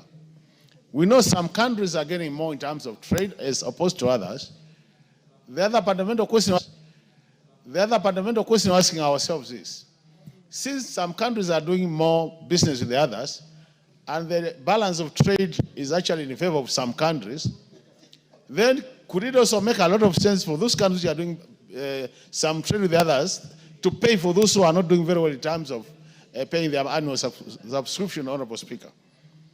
The third issue, Honorable Speaker, which is critical, is the issue of, is it time then we also impose some levy to the exports and the imports, just as we have done with the road levy, Honorable Speaker, where we levy we get some money from the levy and it assists in maintaining our roads in Kenya, could we have such a levy which is imposed on the imports and exports within the East Africa community, and the amounts raised out of that levy, Honorable Speaker, are channeled to supporting the activities of the East Africa community? Why am I saying that, Honorable Speaker? Because, Honorable Speaker, we've discovered that there are lots of East Africa community organs, some relating to science, technology, and innovation, others focusing on judicial issues, others focusing on health issues. We also have centers of excellence, Honorable Speaker, for this community. And the question is, if we are not able to fund these important organs of the community, then automatically it means they remain not active, not effective, and as a result of that, you have a lot of administrative staff being in all these countries, Honorable Speaker, and they're not being paid in good time. So these are the issues, Honorable Speaker, we are saying. So even as I support this report, Honorable Speaker, I think as a House, we really need to rally behind this Committee of Regional Integration, Honorable Speaker, and see how we can support the matters budget. And that's, I think that's why my chair is appealing to the Foreign Affairs Committee and the Budget Committee, so that we have a deliberate move, Honorable Speaker, or a deliberate strategy to enhance financing of the community. If we go that direction, Honorable Speaker, we'll make this community be active and we'll be able to live the spirit of the community, Honorable Speaker. Otherwise now, we are not living the spirit of the community, and I think really if we are not able to address these issues, Honorable Speaker, then I think it might make sense for us to say then we don't have to have a community which is not operational. Do we do away with it, or what do we do with it? With those many remarks, Honorable Speaker, I support. Thank you so much.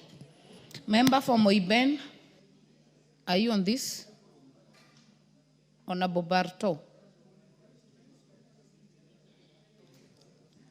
Madam Speaker, no, not really. I wanted to speak Very on an earlier matter. Honorable Member for Mukurweini. Thank you, Honorable Speaker, very much for this opportunity. Honorable Speaker, I have a big problem with the EAC as a community. And you will recall when we had Mwai Kibaki as the President of the Republic of Kenya, there's a time when we mooted the idea of having a strong EAC, and a roadmap was drawn, Honorable Speaker, what many considered to be a very ambitious roadmap. Timelines were well laid out, and what was supposed to be achieved in a couple of years was full integration, whereby the East African communities would come together and have some kind of integration, not only economically, but also politically, and also infrastructure-wise. But if you look at how we have progressed, we seem to have achieved only one issue, whereby we have an East African passport as members of East Africa community. Beyond that, Honorable Speaker, it's very difficult to be able to point out the benefits that we have accrued as member states. I dare say it's probably more beneficial whereby we have bilateral relations between East Africa countries, two at a time, rather than when we are having this multilateral engagement as an economic bloc. It doesn't seem to be working very well. If you look at what is happening in Tanzania, whereby they have raised requirements which one need to subscribe to before they get employed in their country. Honorable Speaker, that negates the very essence of having this EAC protocol. Honorable Speaker, we were supposed to also have some kind of integrated infrastructure. We started an SGR program where we were supposed to interlink the port of Mombasa with Uganda all the way to other East African countries. But again, that has stalled and doesn't seem to be making any progress.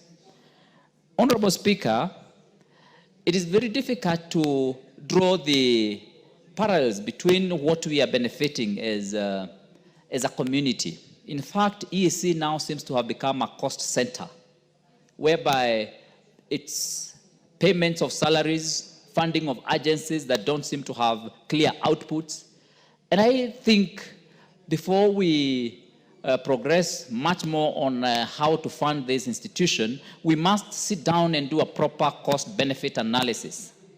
We must be able to come up with clear indicators that are going to show how, as a country, we are benefiting and deriving any benefits from this community. Honorable Speaker, I recall recently the country did pay very huge amounts of money to AUC. I think the country paid up to 1 billion Kenya shillings when Honorable Raila Odinga was contesting for the AUC chairman. Honorable Speaker, how I wish this amount of money would have been put to this EAC community to hopefully help to raise the standards and the quality and quantity of the output that we are having there. But now, Honorable Speaker, that has not happened. I'm told most of these other East African countries have pulled out in terms of their contributions. And why is it that countries are not seeing it important to put their money into this community? If it was important to them, they would put their money, because you put your investments where it matters. You put your investment where it is important. But now it looks like it's Kenya, which is probably more interested in this arrangement. Honorable Speaker, again, looking at what has been happening lately, you'd only say now the community is becoming an unholy alliance, whereby the EAC community is having some not very interesting collaboration on how to suppress human rights amongst the citizens of member states. If you look at the abductions that have happened and torture that has happened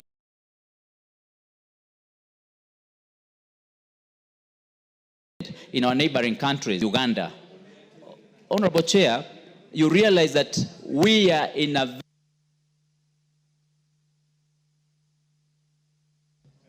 Your time is up. Honorable Member for Wajir North, Honorable Sanei. Madam Speaker, thank you. I think it is time we review and revisit the entire Treaty of East African Community. Those days at the inception, it looked good, practicable, and at least made sense. But as it is now, given the diversity in in the democracies, demographic issues, different foreign relations or inclinations, I don't think that the East African community is holding us together as it used to be during its earlier days, Madam Speaker. There is some disintegration than integration, Madam Speaker. That's why I call on real review and of the treaty itself, so that we are back to where did we get wrong? What is it that is not working? And come up with a treaty that is friendly and workable for all the member states. Inasmuch as we are expanding, Somalia is coming on board without making some changes. You see, I think each country has its own value system. And when you bring on board other member states, then there is the need to review the treaty in itself, Madam Speaker. There are concerns from the report that members do not give their contributions. One case that was seriously noted is the state of Congo. There must be reason why Congo is not contributing. There are political issues. There might be issues of stability. Congo has not been doing well politically also. So we must ask ourselves, why is Congo really not concerned to this block of being East African states? Unless we address the issues, the problems, then the Secretariat or whatever, the East African community may not be functional as we expect. There are even delayed contributions for those who are paying at their own whims without regard to timelines. And when you don't pay on time, you will affect so many things: the operations of the community, staffing issues, developmental issues. I mean, there shall be no plans of the East African community that works if these contributions are not paid on time, Madam Speaker. There has been serious accountability and transparency issues. It is clear to read from the report that the East African community, the community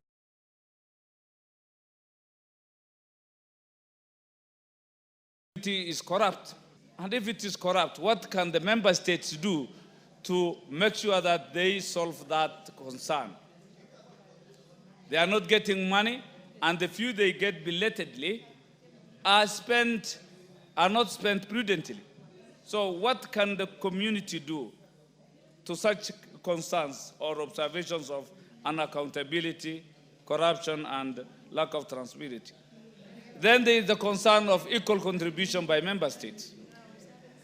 It makes sense for member states to contribute equally so that they find themselves in equal footing in terms of power and negotiation. But in some levels, you will also realize if you will see some countries contributing more than the other, then we will be inculcating the aspect of, that big brother syndrome. The case of United Nations, where US calls the shots because they are the ones giving 70% of the budget.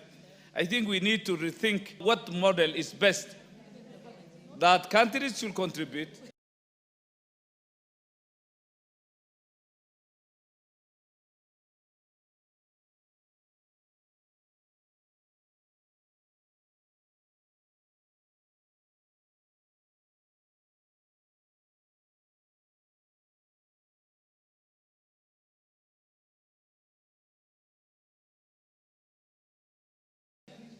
And should they contribute higher than the other, then now we track of the East African community. Thank you. Member for Ugenya, Honorable David Oche. Thank you so much, Madam Speaker. Madam Speaker, this is probably my third time sitting in the Committee on Regional Integration. And Madam Speaker, there's prospects for our growth within the EAC framework have never looked bleak. The prospects of the growth of the EAC have never looked so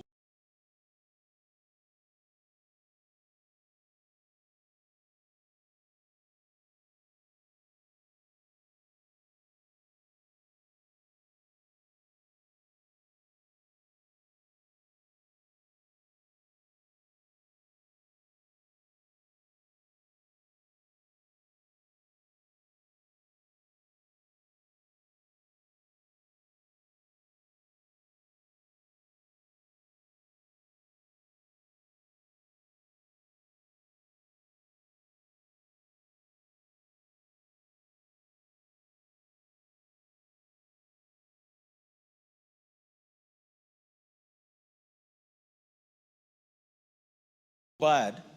In my earlier life, Madam Speaker, before I came to Parliament, very proper regional organization, Madam Speaker. But now here in East Africa, we want the EAC to be an organization, Madam Speaker. But now here in East Africa, we want the EAC to grow, but the individual countries don't want to cede a level of sovereignty. They don't want to cede powers that would see the region grow. Madam Speaker, to a level where today, as has been said, Secretariat has no money. Salaries don't get paid on time. Basic projects can't be run. There's no monitoring and evaluation. Madam Speaker, one of the main reasons that the EAC was to promote trade and regional cohesiveness and do joint investments and industrial development, Madam Speaker. Madam Speaker, today, within the framework of EAC, through circumvention, we have more products coming from India into Uganda, more products coming from China into Uganda, to a level where, Madam Speaker, I fear that Kenya for a long time was Uganda's foremost trade partner. But I fear that in the next 5 years, Madam Speaker, China will overtake us. India will overtake Kenya with these trades to Uganda. What reason? Because we are not insisting on implementing the ethos. Madam Speaker, the most important thing for Kenya is that Kenya has borne the brand of the EAC innovation process without any benefits, Madam Speaker. If you look at the trade figures today, Madam Speaker, you realize that Uganda is growing, Tanzania is growing, but Kenya keeps going down in terms of our trade balance with Uganda and Tanzania keeps going down, Yet, in terms of contributions, in terms of what as a country we've had to do to accommodate Uganda, to accommodate Tanzania, to accommodate Somalia, Madam Speaker, we've done so much as a country to a level where, as we speak today, I dare say that the economic importance of our continued membership of EAC is not there. The things we gain now, we could gain without being in the EAC, Madam Speaker. And that's why we must call upon the leadership of all the countries constituting EAC to relook, refocus. Can we, in a way, try to imagine what did our forefathers want us to achieve? What did we set out for ourselves to achieve, Madam Speaker? There are areas where we've made good progress, Madam Speaker. Areas of education, areas of mutual recognition, areas of free movement of person using, IDs and all this. We've made very good progress there, Madam Speaker. But that progress cannot be sustained if you are not making good progress in economic development, in investments, in trade. Those are the three things that will drive and guide integration in our region, Madam Speaker. We cannot keep, having elections happen in this region, sometimes very badly. Then we have the so-called observer missions. We are using EAC to stroke leaders' egos. We know this leader is not doing very well, but they cannot be told in uncertain terms that this is wrong. We keep on, stroking egos. Today we're stroking egos for the president of Uganda, tomorrow, the president of Somali. It's become like a feel-good thing that, we are now bigger. Somalia has joined, DRC has joined, Djibouti wants to join, Ethiopia wants to join. It's a jamboree that is not giving us anyone else. Madam Speaker, I would say more, but if we continue going how we are going, like recently, when Tanzania was facing elections, Tanzania one day woke up and said, we will not accept these products from Kenya. Under our legal regime.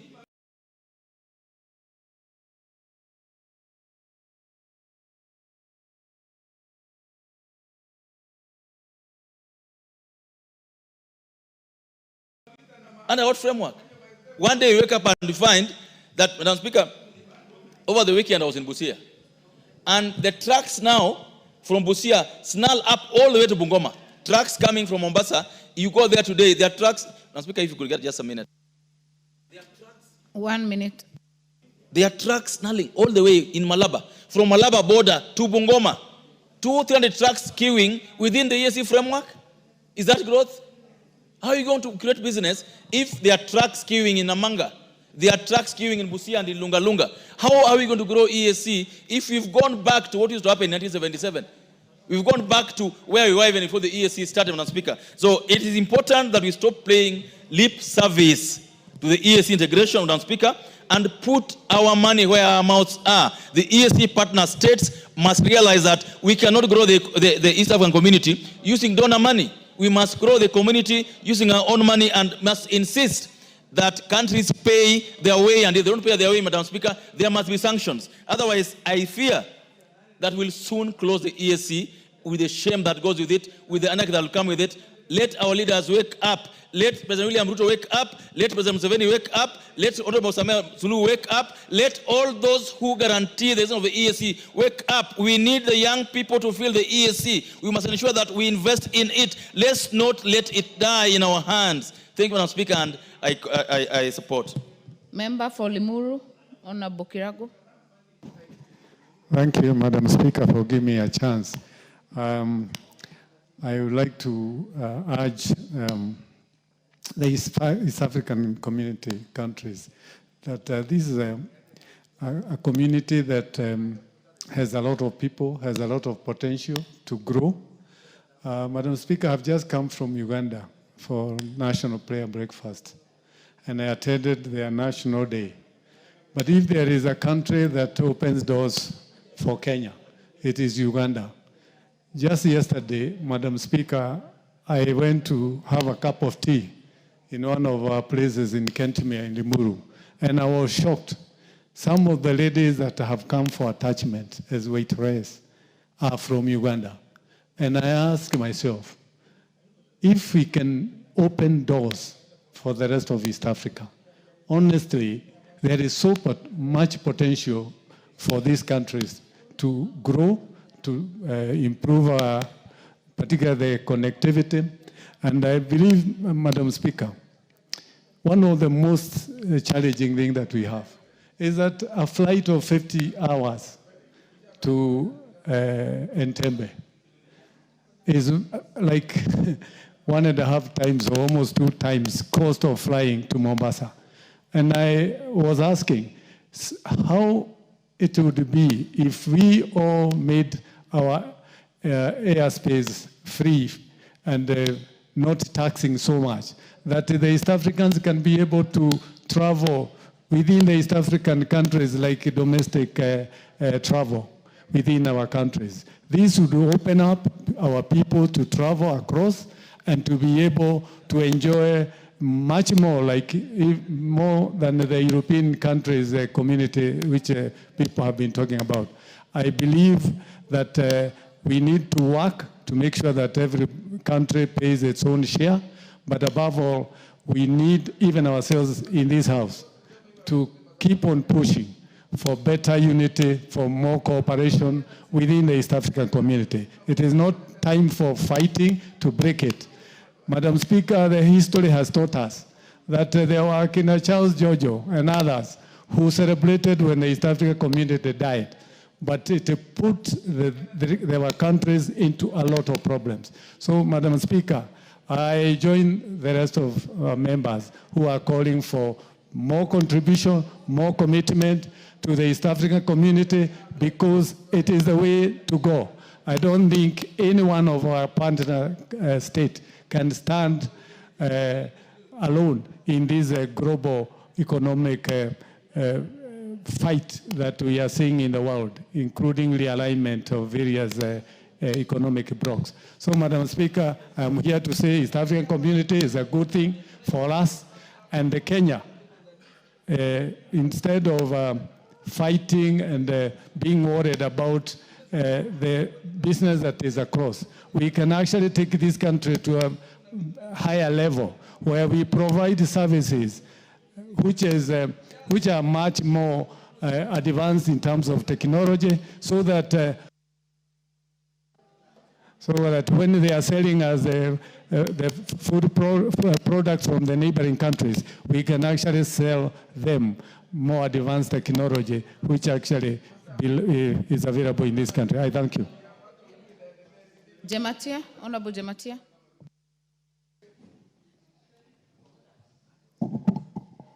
Thank you so much, Madam Speaker.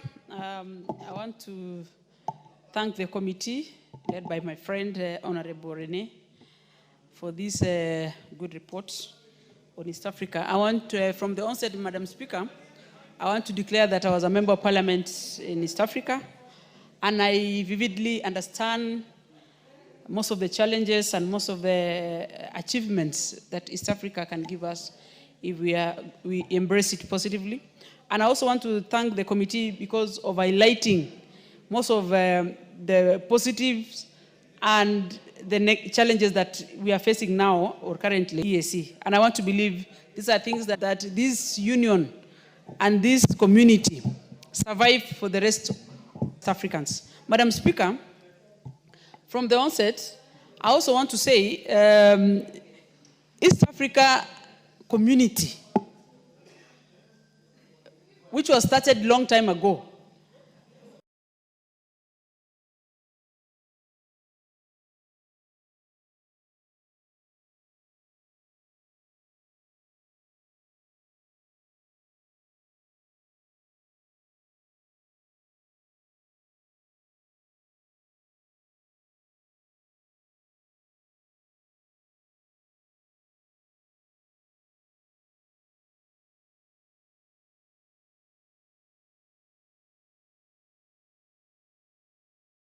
was an inception that was going to peak. We are now 400 million people.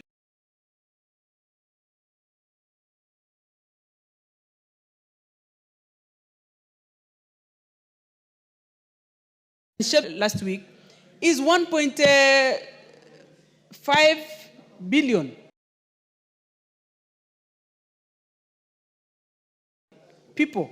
If we can consider this as a positive challenge for all of us to organize ourselves in terms of governments and EAC leading, because so far EAC is the only bloc that has proper structures that are able to even have a good legislative arm that is able to transact day to day.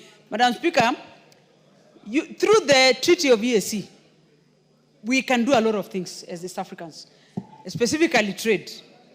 And we can also run the secretariat in day to day through subscription of member states.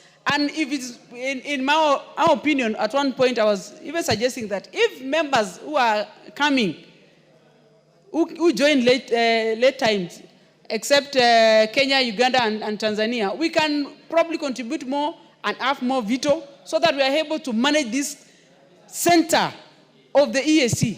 Because we cannot allow it, Madam Speaker, that we are, at this point in time, we just want to let this EAC community just whistle away. Because if you can imagine the benefit that you can have in terms of currency, we have already had proponents and proposals of having one currency in the East African community. This is going to give us a lot of opportunity to trade freely, to contribute with a very positive leverage for all of us so that we are able to grow together. Madam Speaker, reason why we have a lot of challenges is because maybe we need to have the 3 member states who are the first owners of EAC to be given opportunity to run the show by contributing better and help these other members who are coming so that we are able to organize the community properly. If you look at what is happening now, is that for the lack of continuation of and good time and of the subscription, Madam Speaker, we realize everything is lacking. Day-to-day activities is not, and this is going to affect the consolidation of East Africa. For me, I support what the report is saying, and we want to urge the leadership of EAC to come together and make sure EAC functions properly. Thank you, Madam Speaker. Very well. There being no more Honorable Member. Thank you very much, Madam Speaker. Madam Speaker, let me first take this opportunity to thank the Honorable Wanjiko Mwiya, who moved the motion last week, the former chair of our committee, and the Honorable Naomi Wako, and all the members who contributed to the motion last week and today as well. And Honorable Speaker, you can see from the members, we are all speaking in one voice. We want the EAC community to work. As a country, we are very committed to it, but we're also urging the other partner states to also step up so that we can bridge the financial gaps that we have. And Honorable Speaker, it's very sad when we hear our colleagues in Yala have not received salary for 3 months. That's, it's extremely, extremely wrong for them. And therefore, Honorable Speaker, I just want to let the honorable members know that after this, as a committee, we are determined to have a meeting with the Yala Budget Committee, and as well as the other members of the Regional Integration Committee from the other partner states, so that we can work together and ensure that we actually give this EAC a better lifeline, better commitment, and better strengthening ability from us as legislators. With those few remarks, I beg to move. I thank you. You beg to reply. Thank you, Honorable Speaker. With those few remarks, I beg to reply. Thank you. Very well. Honorable members, I therefore put the question that this House adopts the report of the Select Committee on Regional Integration on its consideration of reports of the East African Legislative Assembly at the 4th meeting of the 2nd session of the 5th Assembly, laid on the table of the House on Wednesday, 24th September 2025. As many as are of that opinion say aye. As many as are of a contrary opinion say nay. The ayes have it. Next order. Order number 9, motion, consideration of sessional paper number 5 of 2024 on the National Green Fiscal Incentives Policy Framework. Is it the chairperson, Departmental Committee on Environment, Forestry and Mining?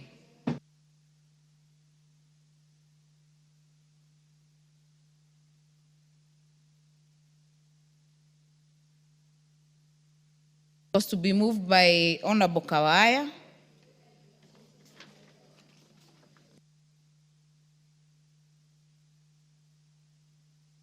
All right, we will defer that order. We'll go to the next order. Order number 10, the Tea Amendment Bill, Senate Bill number 1 of 2023, second reading. This co-sponsor for this bill is the member, Honorable Brighton Yegon.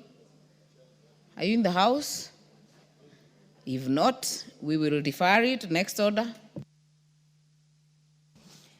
Order number 11, the Maternal, Newborn and Child Health Bill, Senate Bill number 17 of 2023, second reading.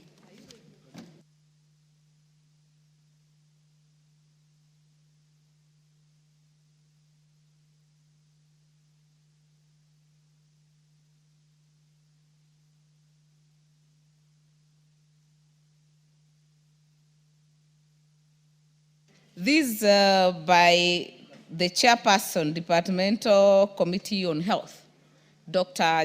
James Nikal. Are you ready to move?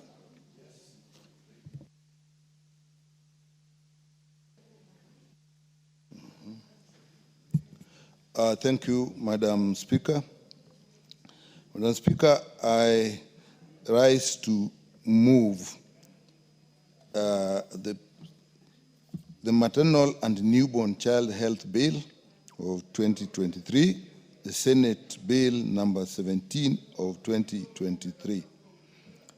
Madam Speaker, I wish to begin by thanking the members of our committee, which I have the honor to chair, for the invaluable support and in the consideration and the preparation of the committee's report on this bill. Madam Speaker, the Maternal and Child Health Bill 2023, Senate Bill number 17 of 2023, was sponsored by Senator Betty Sogola in the Senate and co-sponsored by the Departmental Committee on Health in the National Assembly and was published on the 5th May 2023. The bill was read the first time in the House on 12th November 2024 and thereafter was committed to the Departmental Committee on Health for consideration and reporting to the House pursuant to the provision of Standing Order 127. Madam Speaker, the principal object of this bill is to provide for a coordinated system for the delivery of quality maternal, newborn, and child health services to ensure effective response to maternal and child health, morbidity and mortality, and establish a framework that facilitates the attainment of the right to health for mothers and children. The bill therefore seeks to strengthen access to quality health care and to promote the realization of the right to health for mothers, newborns, and children across the country. Madam Speaker, why this is necessary is in the area of child health and maternal health.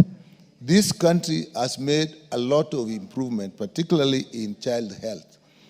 The data for child health has improved considerably. If you look at the area of infant mortality, children that are dying before the age of 1 year, we have done well. We have moved from a very high figure in the year around 2000, when it was over 100, to actually now 34 per 1,000 live births. That is a big movement. And in neonatal death, we have also done well.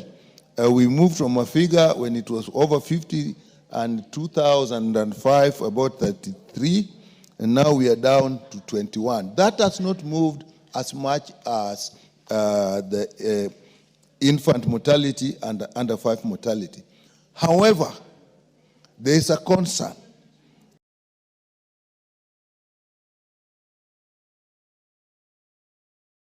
That when you come to the area of maternal mortality, the figures to now, that is around 2005, to now 355. And Madam Speaker, that is actually in the region of countries that are not doing as well in child health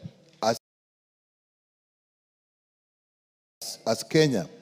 And when we find that where is the area is around the time of delivery, and the main problem is the death of women during or soon after delivery related to bleeding. But it's also linked because However, we have done well with children, but again, we have reached a position with children that we are not moving any further. However much effort we are putting, we are not moving any further. But now what we find with that in this country is the area to deal with the first year of death, infant mortality, is actually neonatal deaths. Those are children who die within the first 28 days of their life. So why then we link maternal and child health? Because the deaths that occur in the first 28 days of life are linked to the circumstances around delivery. So that if a mother bleeds profusely and dies, chances are the child may also die. If they bleed before, the child may also die. If it is premature delivery, the child may also die. So it is important, therefore, that we put into place, and therefore in also looking after the children. Madam Speaker, in that area, you will find that if you go to any of our health facilities, even in maternities, whereas there are provisions for delivery of mothers, you don't find a proper provision for care of newborn babies, particularly if they are preterm. And even in the financial system that we are doing, we are finding that newborn babies are not catered for. We had to, when we were doing Linda Mama, we had to specifically make sure that the babies are involved, are also included in the pay in the first 28 days. So it is therefore important that we actually make provisions that will take care of both the mother and the child. Madam Speaker, the bill itself is divided into 6 parts, and it has preliminary provisions which include the interpretation of key terms, objects, guiding principles such as equity, inclusivity in service delivery. And here it is important that if we define very clearly the conditions we are talking about, like postpartum hemorrhage, that is bleeding after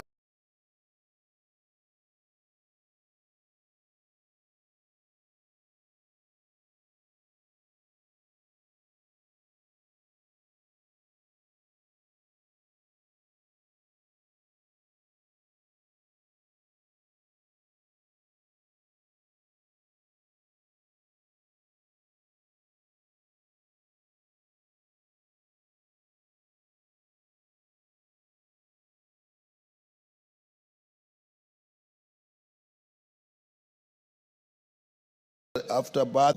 These functions under this Act be guided by the following principles: universal access to and equity in delivery of health services and in the recognition of persons with special needs. Mothers have actually special needs.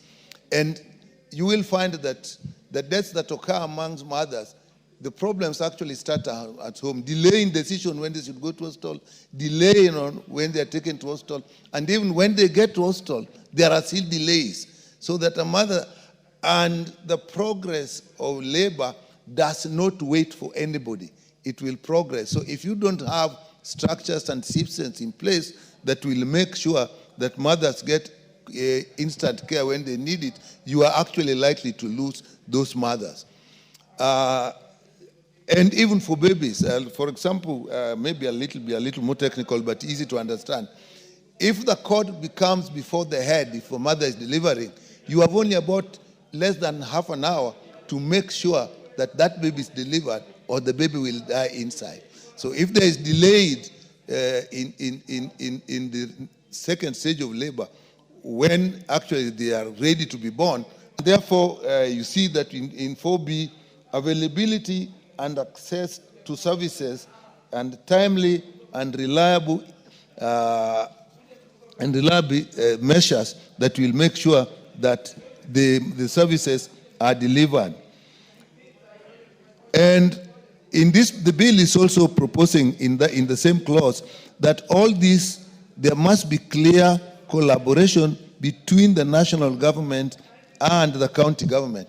Madam Speaker, the national government will put standards. This is what should be done. This is how it should be done. but those standards are actually delivered at the county. So if there is no link between them, then you will have a problem. Madam Speaker, Part 2 provides for maternal, newborn, and child health services to be afforded to women and children, covering the preconception, pregnancy, delivery, and postpartum periods, as well as child health services up to 12 years of age. So if we are taking care of babies, and if we want, for example, to be very successful in family planning, we must make sure that every baby that is born actually survives. So when you are putting in place services for delivery, you are putting for antenatal care, you are putting in place services for delivery and postnatal care, you must extend it, as I said, the first 30 days, the first 28 days of life, and even beyond. And when we talk of 12 years, Madam Speaker, there is something as a country, actually the world over, why we have the youth ball that sometimes we are scared of, that sometimes we actually consider as a resource. Vaccinations have been successful. In the year 78, 79, when there were no vaccination, that's when we actually started serious vaccination. We were losing, as I said, up to 300 children before 1 year of birth. And measles, I'll just take measles for example, Madam Speaker. We had what we call the measles season. And in a ward of, say, 50, a ward of 50, a children's ward of 50, in the measles season, you would have even 200 children. You would have 5 to 10 deaths a day. When vaccinations were put in place, between 79 and actually 84, we actually moved so fast. So between 1984 and the year 2005, we did not have a single case of measles in this country. I don't know whether we can perceive that level of rapid growth. What is out of order, Honorable Mwafrika?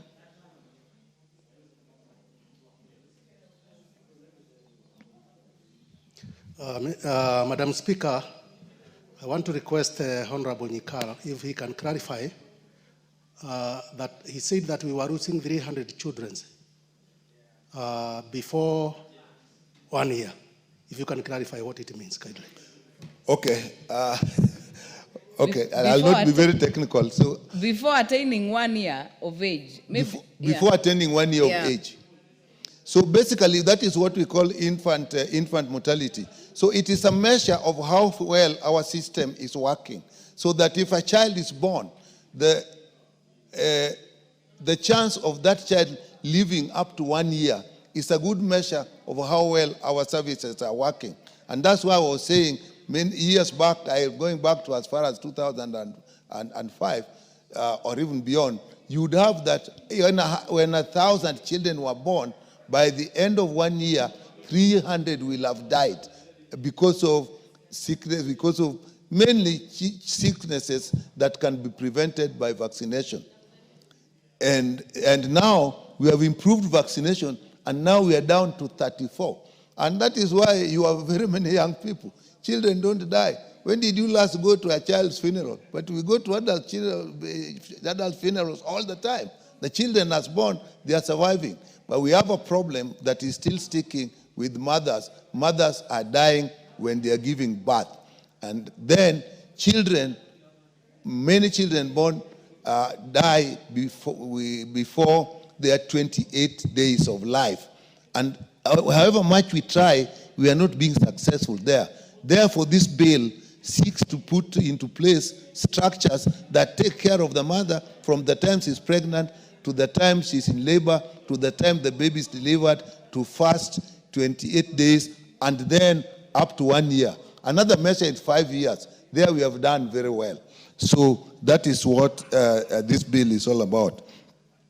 Honourable Speaker, Part 4 outlines the role of the national government through Cabinet Secretary for Health, including the development of standards, policies, and a national plan of action, and the requirement to submit annual reports to Parliament. That is extremely important. If we then say we will put up standards the standards of care that are required, and a plan of action that will make sure that those standards are reached. And that's why I was saying the national government must work together with the county government, because the truth is most of our health services are in the county government, from level 1 to level 5. If you take level 6, we are talking of less than 20 hospitals, and that's what the national government in reality takes care of.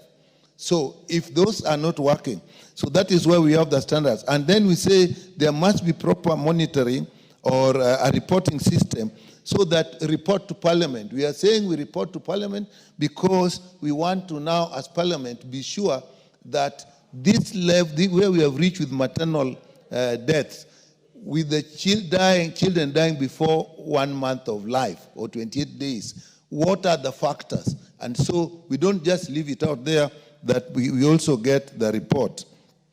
And part 4 sets out the functions of county government, which include implementing national policies and standards, promoting public awareness, developing county-specific programs to reduce maternal wealth. That's reduce maternal and infant mortality deaths. So again, as I said, we need the counties to do that. Part 4 provides for monitoring and evaluation mechanisms, including collection, surveillance of maternal and child deaths, and assessment of adherence to standards. Now, again, as I said, we just don't put standards, we just don't put structures, we don't just employ people. We must know that when you have done those, are they really happening? And this thing is being lifted in this bill to a level that Parliament will be involved.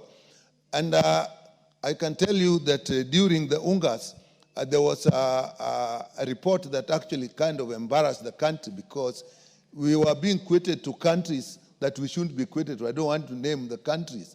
And it came public. So as Parliament, we must now make sure that we do that, which means for us in the Budget Committee, we'll have to actually even put more money there. So part 5 contains general provisions, including the power of the Cabinet Secretary to make regulations and consequential amendments to other acts to align with the objective of this bill. We have the Health Act 2017, which is a major act that we'll have to look at. Even HIV/AIDS Act, I think we'll have to look at it when we have this. Member for Chesume, what is out of order? Madam Speaker, I rise on Standing Order 91 on responsibility of statement of fact, and I just wanted to seek clarification from our senior. He said that nowadays you do not hear funerals for young children, but I would like to be informed that, or I inform him that usually funerals are not done for those young children. So is he really being factual in his report that nowadays there are no funerals? Honorable Biego, that children don't get funerals? No, what I'm saying is that the honorable member said that nowadays there are no funerals for children. But I was just putting to his attention African culture. A child who is a toddler or 3 months just having been born, there is no funeral for those kind of children. So I don't know why he's saying that nowadays. Okay, you've made your point. You made my point. The essence of my statement is that less children are dying than before, but maybe not all the whole of.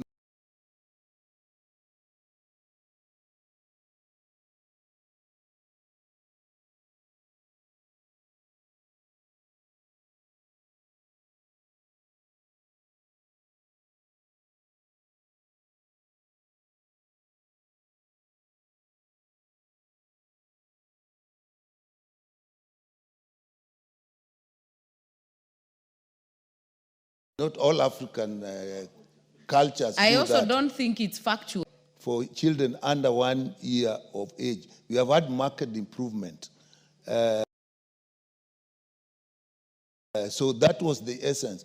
But you brought an issue that is actually so important. In fact, the death of children are actually the most painful death, particularly for mothers who lose their babies at the time of delivery. It is so painful that when she's in the ward and the baby has died and she's not discharged, you wonder whether you should keep her in the ward with the other babies who are nursing their babies, and relatives are coming to congratulate her, and hers has died. Or do you seclude her in a different room, and then she now says, I'm now being put here because my baby has died. Now, the death of children are very painful, but actually they are not as pronounced, but they are an important factor, and that is why we are bringing this. And I told you, it is the survival of children that is actually responsible for the youth birth you are seeing. I tell you, from 300 per thousand babies born to 33, that is a marked difference. And these children, and you note in 2002, we actually had to now come in and say, the children that actually are surviving, what about going to school? And President Kibaki said, they will all go to school. What is out of order? Honorable Nyikal, take your seat. What is out of order, Kawanjiko? Thank you, Madam Speaker. When the chair is giving that statement, I'm wondering whether he's aware or whether he has been even watching the media lately that the rate of mortality, especially in my county, when I speak about Kiambu County, we have lost almost 136 infants. So when he's talking and saying that the rate of infant has gone down, he's still aware of what is happening within the Kiambu County, and especially when it comes to the matters to do with medics, the matters to do with drugs, the matters to do with the state of the hospitals within the Kiambu County. Don't debate. If it is a point of order, raise a point of order. Honorable Nyikal. I actually accept the information, but I'm talking for the country. I know the problem in Kiambu, and even we received and we even received a petition today. And these are the facts that we want to put in place. That is why we have the bill. If we had this bill, we would put the governor of Kiambu County to tax with the bill. So that is why we actually need the bill. Honourable Speaker, pursuant to Article 118 of the Constitution and Standing Order, the committee facilitated public participation by publishing an advertisement in the local dailies on Wednesday, 4th December 2024, inviting submissions on the bill. The committee received written memoranda and submissions from the stakeholders, including the Ministry of Health, State Department of Medical Services, the Office of the Attorney General, Department of Justice, Kenya Law Reform Commission, the National Gender and Equality Commission, the Council of Governors, the Health NGOs Network, HENET, the Kenya Pediatric Association. The committee further held meetings with stakeholders on the 25th February 2025 and a retreat on 11th April 2025 in Machakos County. The committee adopted several amendments to enhance accountability and integrate palliative care services, ensure consistency in terminology and existing laws, and establish mechanisms for the systematic data collection and evaluation and monitoring. That is particularly important. If we don't have data, even that one of Kiambu, you notice that the governor was saying that children are not dying. So we now actually need data to confront when people in position of authority actually make statements that hide the situation of healthcare in our country. The bill further introduces deterrent penalties to promote compliance with professional and ethical standards and to safeguard the rights and the welfare of persons seeking maternal, newborn, and child health services. Honourable Speaker, the committee observed that the bill provides a robust framework for advancing maternal and child health, promotes collaboration between national and county governments, and aligns with Kenya's international obligations under the Convention on the Elimination of All Forms of Discrimination against Women and International Covenant on Economic, Social, and Cultural Rights. Madam Speaker, the issue of children's health, mothers' health, of course, quite often come in the purview of human rights. So therefore, Madam Speaker, the committee recommends that the House consider and passes the Maternal and Child Health Bill, number 2023, Senate Bill number 17 of 2023, with the proposed amendment. And I will call upon colleagues to actually pass this bill. So we actually have a way of forcing services, better services for our people. With that, Honorable Speaker, I beg to move and ask Honorable Karoli Omondi to second. Thank you very much. Madam Speaker, I've heard my sister, Honorable Irene Mayaka, say we should have left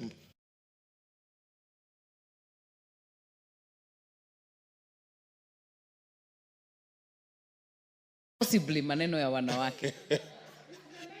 Because without the men, there are no children. It's a matter of the whole society.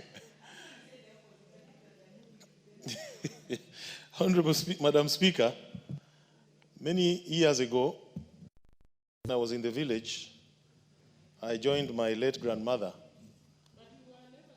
to go and weed, to do some weeding. I was in the village, Honorable Mili. And then I saw a lady, a member of the extended family, who was also weeding, and she was heavily pregnant. And shock of my life, I saw her holding some tree and swinging around. And after a while, there was a bit of commotion, and women rushed there. And an hour or so later, we were told she had delivered. But also, most recently, one of my caretakers in the village was not at work, and when I inquired, I was told his wife had just delivered the day before. So I went to visit him. Shock of my life was when the same lady came out to make tea for me. So I've just been wondering, when I saw this, and Honorable Nyikal asked me to second it, I quickly looked at the bill and I said, at least I can relate with this. Madam Speaker, I think the most important thing in this bill is to try and create uniform standards of care, both for mothers and children. And I'm quite impressed that the bill addresses especially maternal care, even before conception. How do we prepare our women for conception? If you look at the statistics, and I was trying to get them fairly quickly, on infant mortality, that is the number of children who die before they are 1 year per 1,000 births. If you look at the rate in 1950, it was about 147%. 60, 112%. 1970, 87.5. 1980, 68.5. The current statistics for 2025 is about 28%. Education. I think this is very important because a lot of people do not seem to have access to this kind of support. So I hope when this bill is passed into law, we will have uniform standard of care for women across the country. There is care during pregnancy, nutrition, which is, I think, is very important for the well-being, long-term health of the baby and the well-being. And this bill proposes that both county governments as well as national government provide information or support to assist women with care during pregnancy. Safe and delivery, safe and secure delivery, what they call intrapartum care. I'm also learning new terminologies under this bill, and also postpartum care for new mothers. In terms of diet, counseling, education, most women I've had or I've seen suffer a lot of stress or distress or get what you'd call depression, get into depression during this period or after giving birth. I think this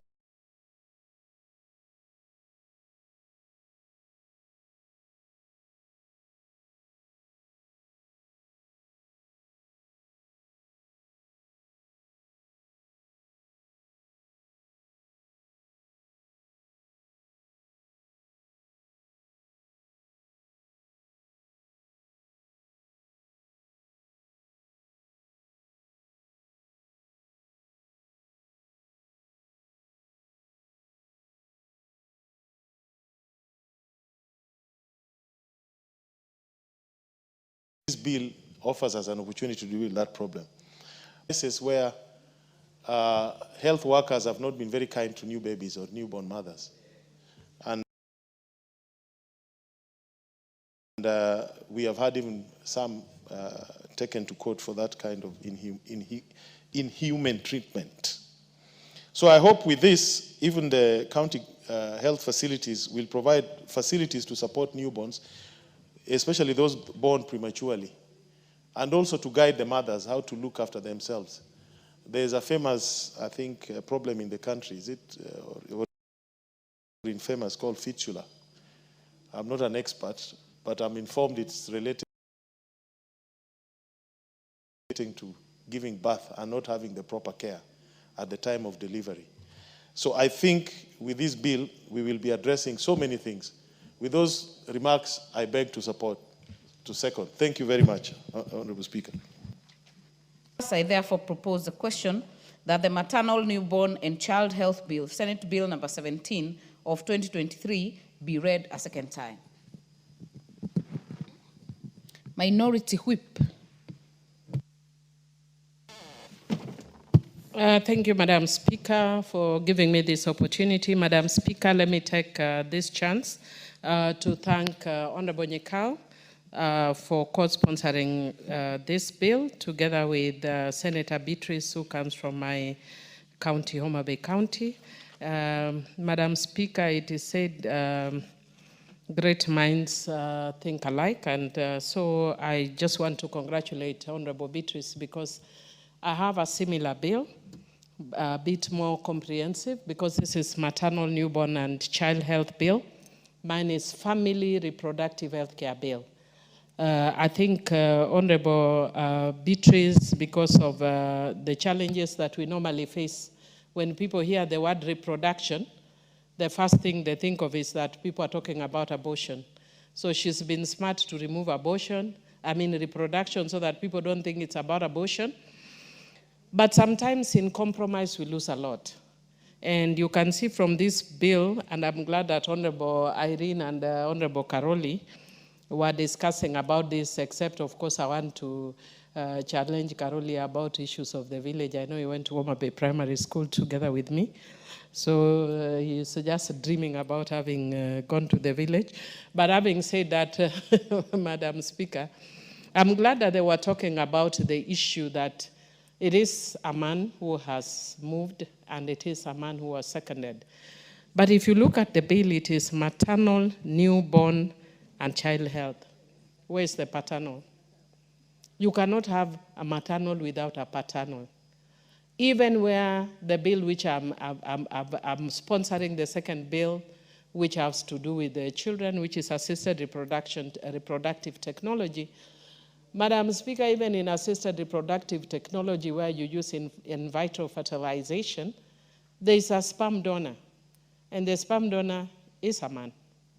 So there is always a man. And so, Madam Speaker, I'm actually supporting this bill with proposed amendments. The first amendment is that we need to change the title. There must be a father somewhere, because we cannot have a child who doesn't have a father. Article 53 of our Constitution recognizes both father and mother, even where a child is born out of wedlock. The child has a right to know both mother and father. Secondly, a father needs to be in the life of that child. And especially in situations like this, which is envisaged in the bill, where it is presumed that the parents are married to each other. We cannot focus on the mother as though she's the one carrying this child on her own. Carrying a child for 9 months, a lot of women will tell you it's not an easy task. The father must be involved throughout this process. They must be involved when the woman goes into labor. That is when you actually appreciate your role of fatherhood. So for me, one of the things that I'm going to provide here, which is actually in the bill, some of the things that I'm going to propose here are things that are in my bill, and if they pass here, let my bill die. It's not about whether my bill passes or not, it's about whether we take care of the things that are of concern to us. We want to reduce instances of child mortality in this country. And I want to agree with Honorable Nyikal that the numbers are not as high as before, but the numbers are still of concern. And I want to agree that we have a big challenge right now in Kiambu. But I would want to say that Kiambu is what we would call in law sui generis. Sui generis because when you have those numbers of children dying, I think we should even close the country. Because how can we have children dying like that and we are continuing like life is normal? There must be something that is done in Kiambu, and it must be done very urgently to address the cases of children dying. But I want to tell Honorable Nyikal that indeed children still die and we bury. Unfortunately, one of my employees just lost her baby. I think 3 days ago we buried the baby, 2 days ago in Langata. So we still lose children very young. And unfortunately, in her case, it was, if you could actually, when she was narrating what happened, it was a case of negligence. There are cases that are avoidable. Yeah? The child, it's somebody else who had to actually then go to the house and notice the child was jaundiced. Yeah? And if you see the child, she took the child to hospital. I wish she had even called me to intervene. By the time I was landing, even though I was out of the country, it was a bit late. They went to hospital in the morning. The child was admitted. They were trying to admit the child in the evening because the child needed to be in ICU. And by the time they were admitting, they had been telling her to wait for ICU. Then they said there's no longer any space for ICU. So the child died because there was no space for ICU. So that does happen, that we still have, and I just want to say condolences to Belinda on the loss of your child. And so we still are having many, many women losing children when they don't need to in this age and time. We are losing too many children. But the worst is also that we are losing too many mothers while having children. There is no reason for us to be losing mothers when they're having children. But having children is such a noble thing that we shouldn't be losing mothers because of bringing to earth children, because of furthering the human race. And yet, a lot of the cases that you see, it's because of negligence or because of distances, like those of us who come from, very far places. And I want to thank the county government of Homa Bay that they had actually promised, for instance, our islands, that they are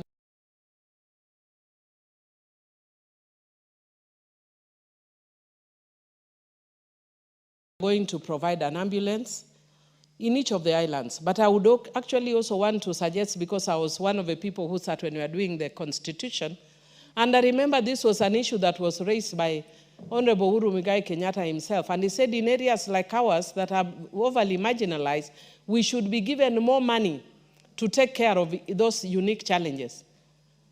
In my place where you have 7 habitable islands, if there is an emergency in Sukru, Rembaringiti, or Takawiri Island, or Ngode Island, or Mfangano Island, and you need to reach the mainland, how do you quickly reach the mainland with an emergency?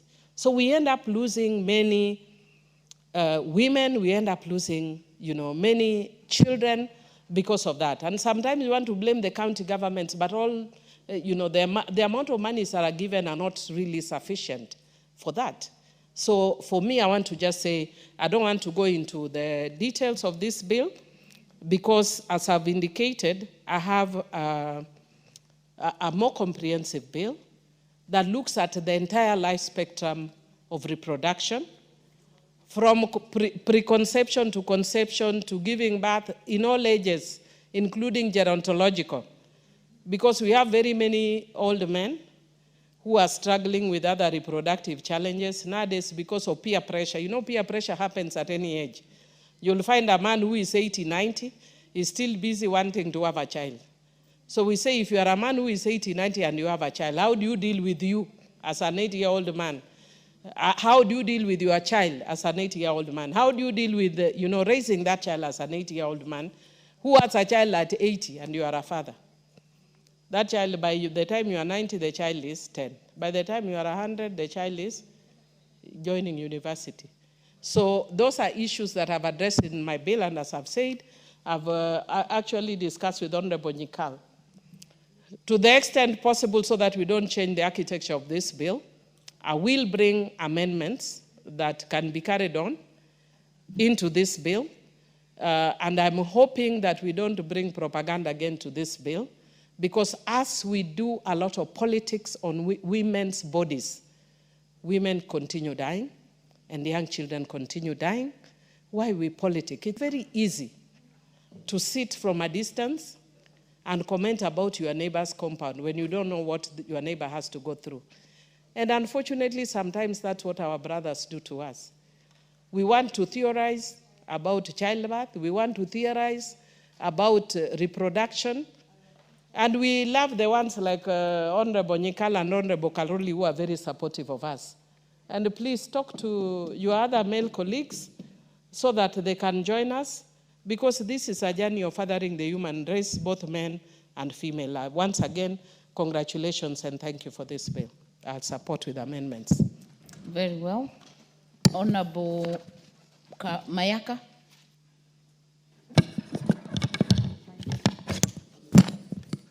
Thank you, Honorable Speaker, for giving me the opportunity to give my contribution to this particular bill, the Maternal, Newborn and Child Health Bill. And Honorable Speaker, from the onset, I just want to appreciate the Honorable Dr. Nyikal, the move of the motion, and the Honorable Karoli for supporting this bill. Actually, my comment was that I really like the fact that this bill is being moved and seconded by our male colleagues, because it is helping us to give it even more oomph, because we shouldn't assume that matters to do with maternal, newborn, children are only things that should be spoken about by women, but that they should also be spoken about by everyone in society. Honorable Speaker, the reason why I really support this bill is because it gives us access to a coordinated system of this, and when even a person, before they become pregnant, in terms of the assistance, the process, and then when you conceive, to when after you have conceived and you have postpartum issues in terms of how to even relate to that. Because, Honorable Speaker, I'll be very honest with you that the issues with childbirth is not about just mobility and mortality. It's also about the whole spectrum of counseling, the spectrum of the mental disorders that people experience, the whole spectrum of after the child is born, the early stages, what to do with them. But I also want to agree with the Honorable Millie when she says that we also need to have an aspect of paternal, yeah, because we do not, we shouldn't be assuming that new fathers are also in the know of what to do. Sometimes they don't know what to do. They don't know how to give support to the new mothers, because they're for guidance. Honorable Speaker, and therefore, just to have a look at the specifics of the bill, and the objectives are very quite clear in terms of what this is trying to achieve. The structuring, the comprehensive quality health service, supplies, availability, access to the public health facilities, improved availability and access to maternal, newborn and health services, which is where to get these particular services. But Honorable Speaker, I just want to go into the specifics of the areas of this bill that I feel that we really need to put emphasis on, because they're very important. Section 6 to speak about a woman who is not pregnant, which is what I was just alluding to in my opening remarks. Because as I've said, most women do not know where to get access to information in terms of before you even decide to get pregnant. And even the issue of standards for effective delivery of services and regarding safety occurrence of future pregnancy when someone decides to become pregnant. So where do they get this information? And it's very important that we have a bill that speaks to this particular issue. When you look at Section 8, that speaks to the health care provision for a child, because most of the time, from the experience of most mothers, myself included, is that you have antenatal care for children until the age of, say, 2 years. After they've gotten the recommended injections, and then there's no care to ensure that there's even proper diagnosis, assessment of these children. And this bill is speaking about having this particular care for children up to the age of 12 years. It even goes further to also speak about the special needs and the children who have special needs and what we need to ensure that they have provision for. Again, Honorable Speaker, another section that is very important is Section 9 that speaks about women who are pregnant and who have special needs. And in terms of the care, the related services, the prescription of that they should actually receive. Because, Honorable Speaker, women who have special needs, when they're pregnant, it's also another matter for them. And so when we have specification in terms of how they should be cared for, the respectfulness that they should be given, the dignified care that they should be given, and having laws in place to ensure that we have that, I think for me that's a very progressive area that we are going into. Honorable Speaker, I did mention about the postmortem, but just speaks about the prenatal, intrapartum, and postpartum care for pregnant women. It also speaks about counseling services for pregnant women, because we do not want to assume that people are always okay when they're pregnant. And counseling services for adolescents undergoing postpartum care. Because, Honorable Speaker, postpartum health services is something that is not very common. And a lot of people don't even know when they're going through this particular mood disorder when they have it. And most of the time, what happens is that when a woman is going through the postpartum depression, the backlash and the consequences are on the new child. And this is not a very good thing to have. So having this also incorporated into this particular law is very important. And finally, Honorable Speaker, is to speak to the matter of the role of national government in conjunction with the county government, because this is a collaborative effort. We cannot leave it to only one section of government. We do need a lot of support in terms of policy formulation and ensuring implementation, because as we always say, we don't want to be a house that comes up with fantastic laws that are never implemented, that are never used by anyone. They're just gathering dust in the shelf. So this particular inclusion, and even the fact that this bill speaks to the aspect of monitoring and evaluation as well.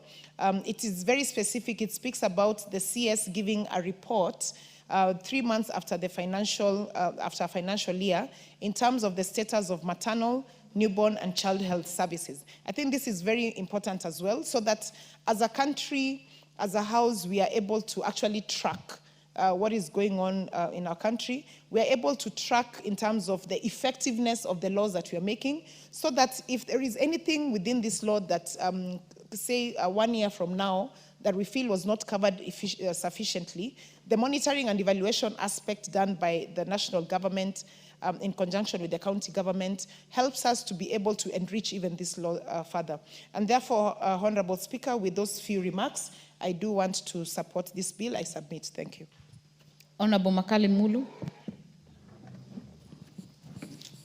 Yeah, thank you so much, Honorable Speaker. Honorable Speaker, I also want to support this bill, the maternal, newborn, and child health bill.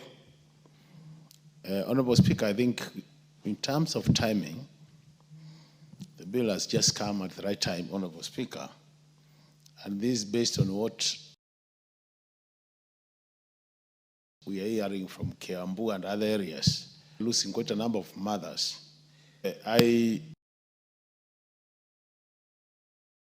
As Dr. Nyika was moving, I realized that the focus is more on the children below the 28 days, Honorable Speaker. And this is informed by the fact that statistics do prove that up to 5 years, things are not very bad these days. And the issue, Honorable Speaker, is it is unfortunate that in these modern days, when technology has improved this much, we could still see our children dying, and more so below the 28 days, Honorable Speaker. And the worst is where you even lose a mother. But Honorable Speaker, one of the interesting things of this bill is the element of monitoring and evaluation. And to me, that's what has I'm very attracted to that, Honorable Speaker. Why am I that? Because through monitoring the evaluation, Honorable Speaker, we'll be able to know if there's a maternal death. We'll be able to document what factors have contributed to that death. And as a result of that, then we can come up with the mechanisms which change the scenario. At the same time, Honorable Speaker, after documenting the factors, then as a House, we could be in a position to determine how much resources are required to address the shortcomings. As a Kenyan, I felt really bad. And you know, Honorable Speaker, there has been this debate between Linda Mama and the new share proposals, which one is more superior. And I think these are some of the things which would make us and the Kenyan women feel like Linda Mama was more senior or superior in terms of services than the one being called the family package. Why am I saying that, Honorable Speaker? Because since we got into devolution, one of the health is one of the functions which was developed, Honorable Speaker. And we have seen over time, in many areas, and more so the marginalized areas of this country, the health indicators are actually getting worse as a result of this devolving of the health function, Honorable Speaker. And that's why I think this bill becomes very important, because the bill is going to provide a legal framework where all over the country now, we should be aware what is the cause of that death. If a child dies, what is the cause of that death? And then we'll be able to mainstream, Honorable Speaker, those services which are required to ensure that that does not happen. That's why I agree with what Honorable Mayaka is saying in terms of looking at clause by clause. You can see there is a very structured way to ensure that mothers don't die. And even there are also issues where there will be even advice on what to do. There are also follow-up mechanisms to make sure that we minimize this area where mothers die as they give birth, Honorable Speaker. And this is important, and I think as a House, we need to support this bill. And what I would be requesting, Honorable Nyikali, is possible to fast track, so that even after this second reading, Honorable Speaker, the third reading is taken up very quickly by the House business, so that within a very short time, this becomes an act of Parliament, which will now support the whole process. And then, Honorable Speaker, it would also be unfortunate, like what is happening in Kiambu, and it was documented, that if we just buried our heads in the sand, Honorable Speaker, I think when such things happen, it's important really to take action immediately, because losing one more life is too many to lose, Honorable Speaker. So from where I sit, I think this bill is good, and let's ensure, Speaker, the health sector in any country is a sector which should be taken very serious. And Honorable Speaker, I want to tell you, because we live in the counties, as a member of Parliament, Honorable Speaker, anytime I sit in my office on Fridays, because I sit there on Fridays to listen to my people, Honorable Speaker, the kind of problems our people are going in the health sector are things you cannot explain, Honorable Speaker. Somebody comes to your office and tells you, I've gone to the hospital, this drug has been prescribed for me, I can't afford, and the hospital doesn't have the drug. Up to an extent, Honorable Speaker, where people are going to ask to go to the chemistry to buy needles, Honorable Speaker. So, Honorable Speaker, for me, I think really as a country, this health sector, the health issues of this country, we need to take time and discuss them. We need a serious national discourse, matters health, so that as Kenyans we say, what is ailing us? And once we agree on the way forward, we have come up with the solutions which will serve Kenyans who are in the urban setting, where we have so many doctors and private clinics, and we have also proposals which will serve Kenyans who are very marginalized areas, where transport is a serious problem.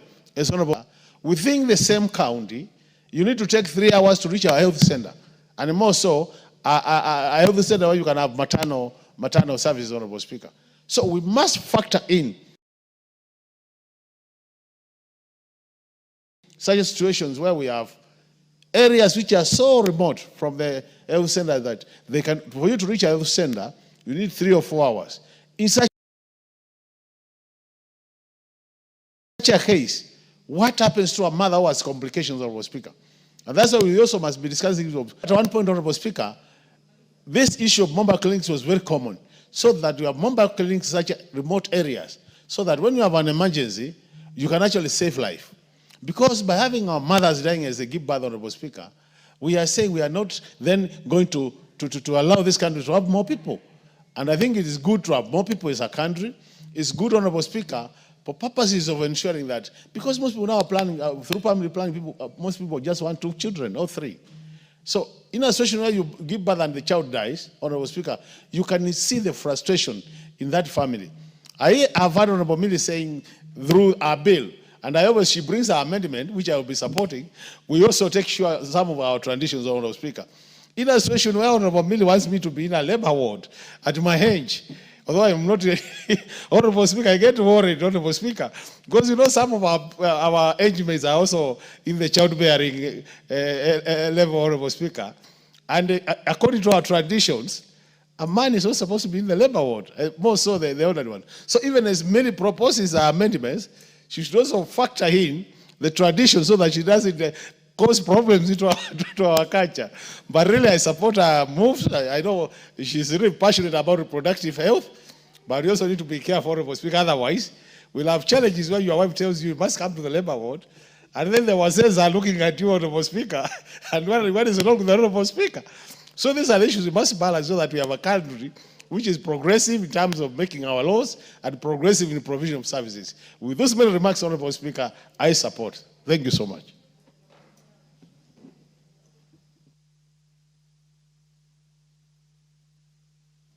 The Honorable John Kawanjiku. The Speaker was smiling because he's could be one of the people falling under the category Honorable Kali is talking about. No. Honorable Kawanjiku, proceed.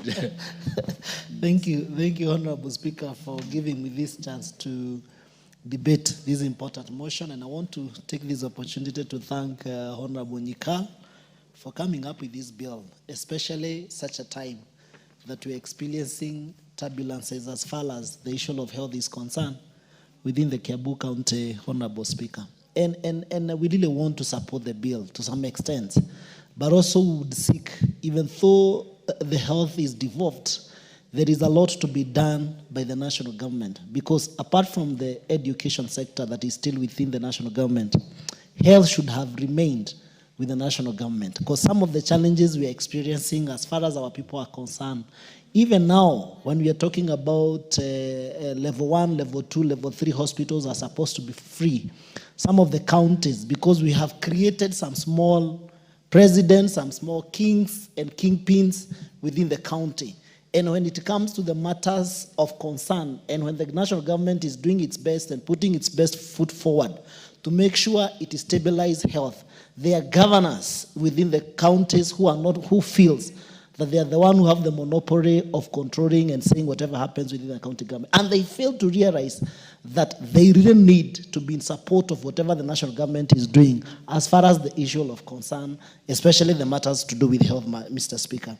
Some of the issues I have seen Honorable Nyikal trying to address on this bill is that we should carefully and keenly take care of our children. Because when you talk about the child, you talk about the innocent, you talk about the future of a country, the future of a parent, the future of a nation. And even when that mother is pregnant at that particular time, Mr. Speaker, she takes a lot of time to prepare. You know, she's no longer herself because she's carrying another person inside her, Mr. Speaker. And therefore, making sure that we regularize and make sure that they are well taken care of as far as postnatal and prenatal care are concerned, it should be a concern of any man or any person or any government to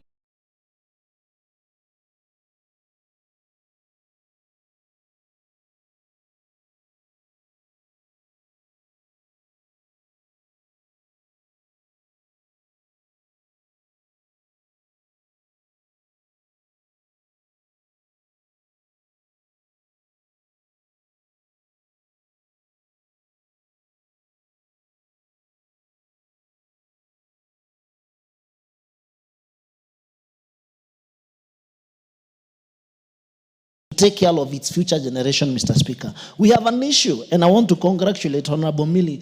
No, and doesn't even understand what is happening. So we must call these governors out and tell them understand what is happening. So we must call these governors out and tell them that they need to take care of our hospitals because the health is devolved. We have seen so many kids dying. And unfortunately, we have decided to play politics with our county, Mr. Speaker. And now we are arguing about the numbers, how many kids have died. Even one child is too many to die, Mr. Speaker. We cannot afford to sit down, relax, and watch things happening within our county and watch health deteriorate every day. There is no medicine, there is no theater, there is no doctors to take children to the pregnant mother, probably when they are going through cesarean section. There are no doctors who can be able to take care of them. There is no medicine within even the hospitals. So what are we talking about when we are saying that, the health is devolved, Mr. Speaker? And when you raise this issue, people tend to believe and to think that what we are trying to pray around is politics, Mr. Speaker. I have seen that the bill has also separated the work of the national government and the work of the county government. But when it comes to the county government, it is worrying, Mr. Speaker. We cannot sit down and watch our children and our mother dying within the Kiambu County. And I appreciate that Honorable Nyikal has received a petition from the doctors, trying to air out their grievances and what they are going through as far as Kiambu County is concerned. And it's not about even the issue of health as per se. Because the moment you decide to be a rod, the moment you decide that you cannot listen to anybody, even professionals who are advising you, who are telling you what you need to do as far as the county and the health is concerned, it is worrying, Mr. Speaker, because we are elected by the people. We are the representative of the people. And we are going to voice out in the morning, voice out in the noontime, voice out in the evening, until the matter of health is addressed within the Kiambu County, Mr. Speaker. Even if calling out the president, even if you need to shut down the county, because there is nothing that is of great importance if health is not considered, Mr. Speaker.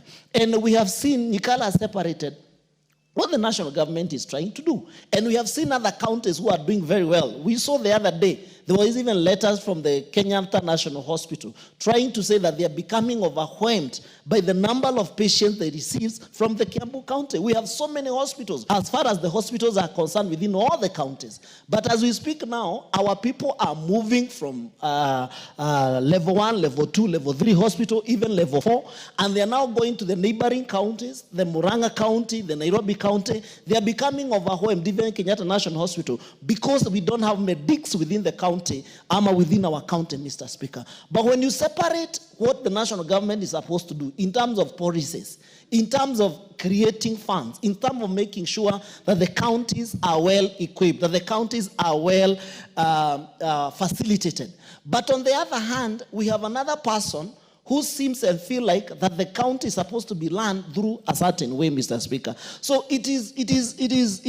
we no longer know whether we should support such a bill, because at the end of the day, even if the bill goes through, Mr. Speaker, we will still face other handles in the county level, whereby governors are implementing and doing what they want to do. I have a hospital, for example, in Kihara level 4, Mr. Chairman, and it is quite unfortunate that hospitals closes at 5.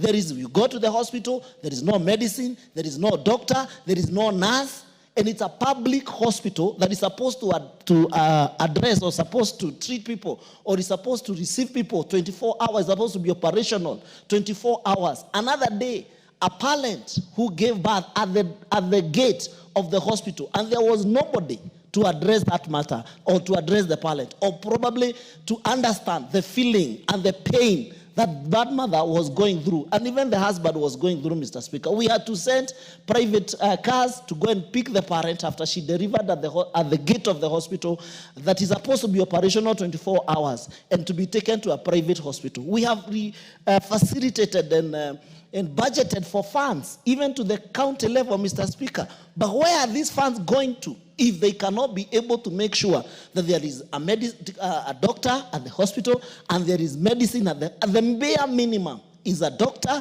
and the medicine, Mr. Speaker, to treat and also to take care of the people who have elected us as the leaders within the constituency, Mr. Speaker. The other day, Another dispensary, a mother lost a child in a place called Gathanga in my constituency, Mr. Speaker. So it is paining that even now, people take it as business as usual. And like losing a child is like a normal thing, Mr. Speaker. You have no clue.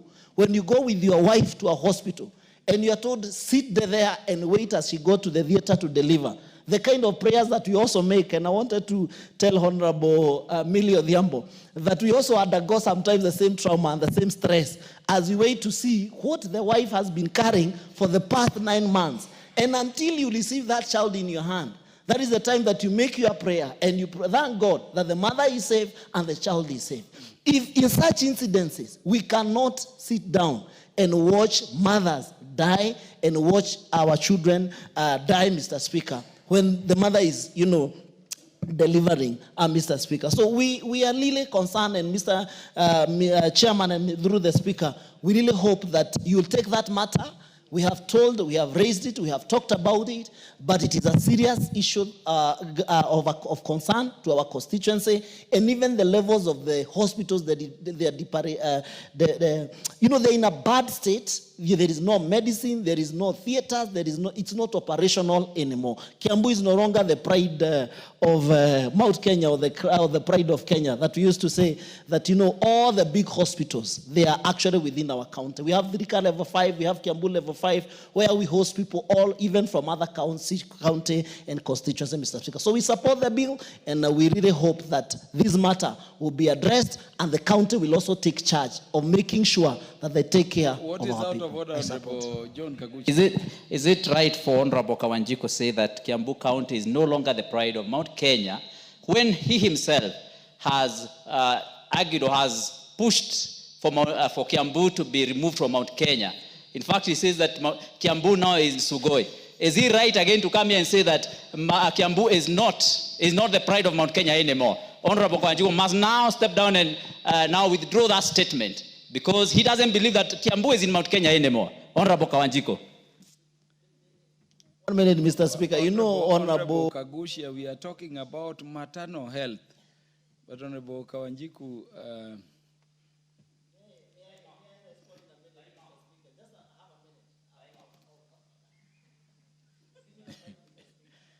you will give Honorable Kawanjiku 1 minute to respond to the point of order. The reason why we are telling these characters that ourselves, we are the region, because of the population that we carry behind us. You cannot compare Kiambu. Which characters are you talking about? We are telling Mr. Kagushia. The reason why we call ourselves, Mr. Speaker, through the Speaker, Honorable Kagushia. Yes. The reason why we call ourselves the region is because of the numbers that we carry behind us.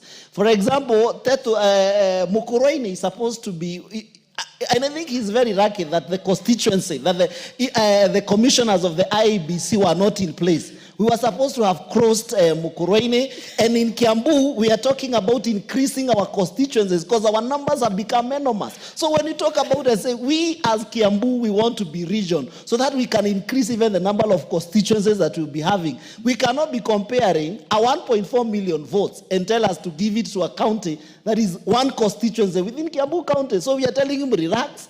The region is still operational and is still the pride of Mount Kenya. Your explanation is adequate. And Honorable Kagushia now understands. Yeah, so Honorable Maina Madenge. Thank you, Mr. Speaker. Mr. Speaker, I am a member of the Health Committee, and I stand to support this bill. But in the same vein, I have a bit of reservations that this bill does not go far enough in dealing with the issues surrounding maternal and newborn health. Mr. Speaker, as we debate here today, we have a case of a young boy by the name of Liam Anthony Washira, who passed away on the 7th of October.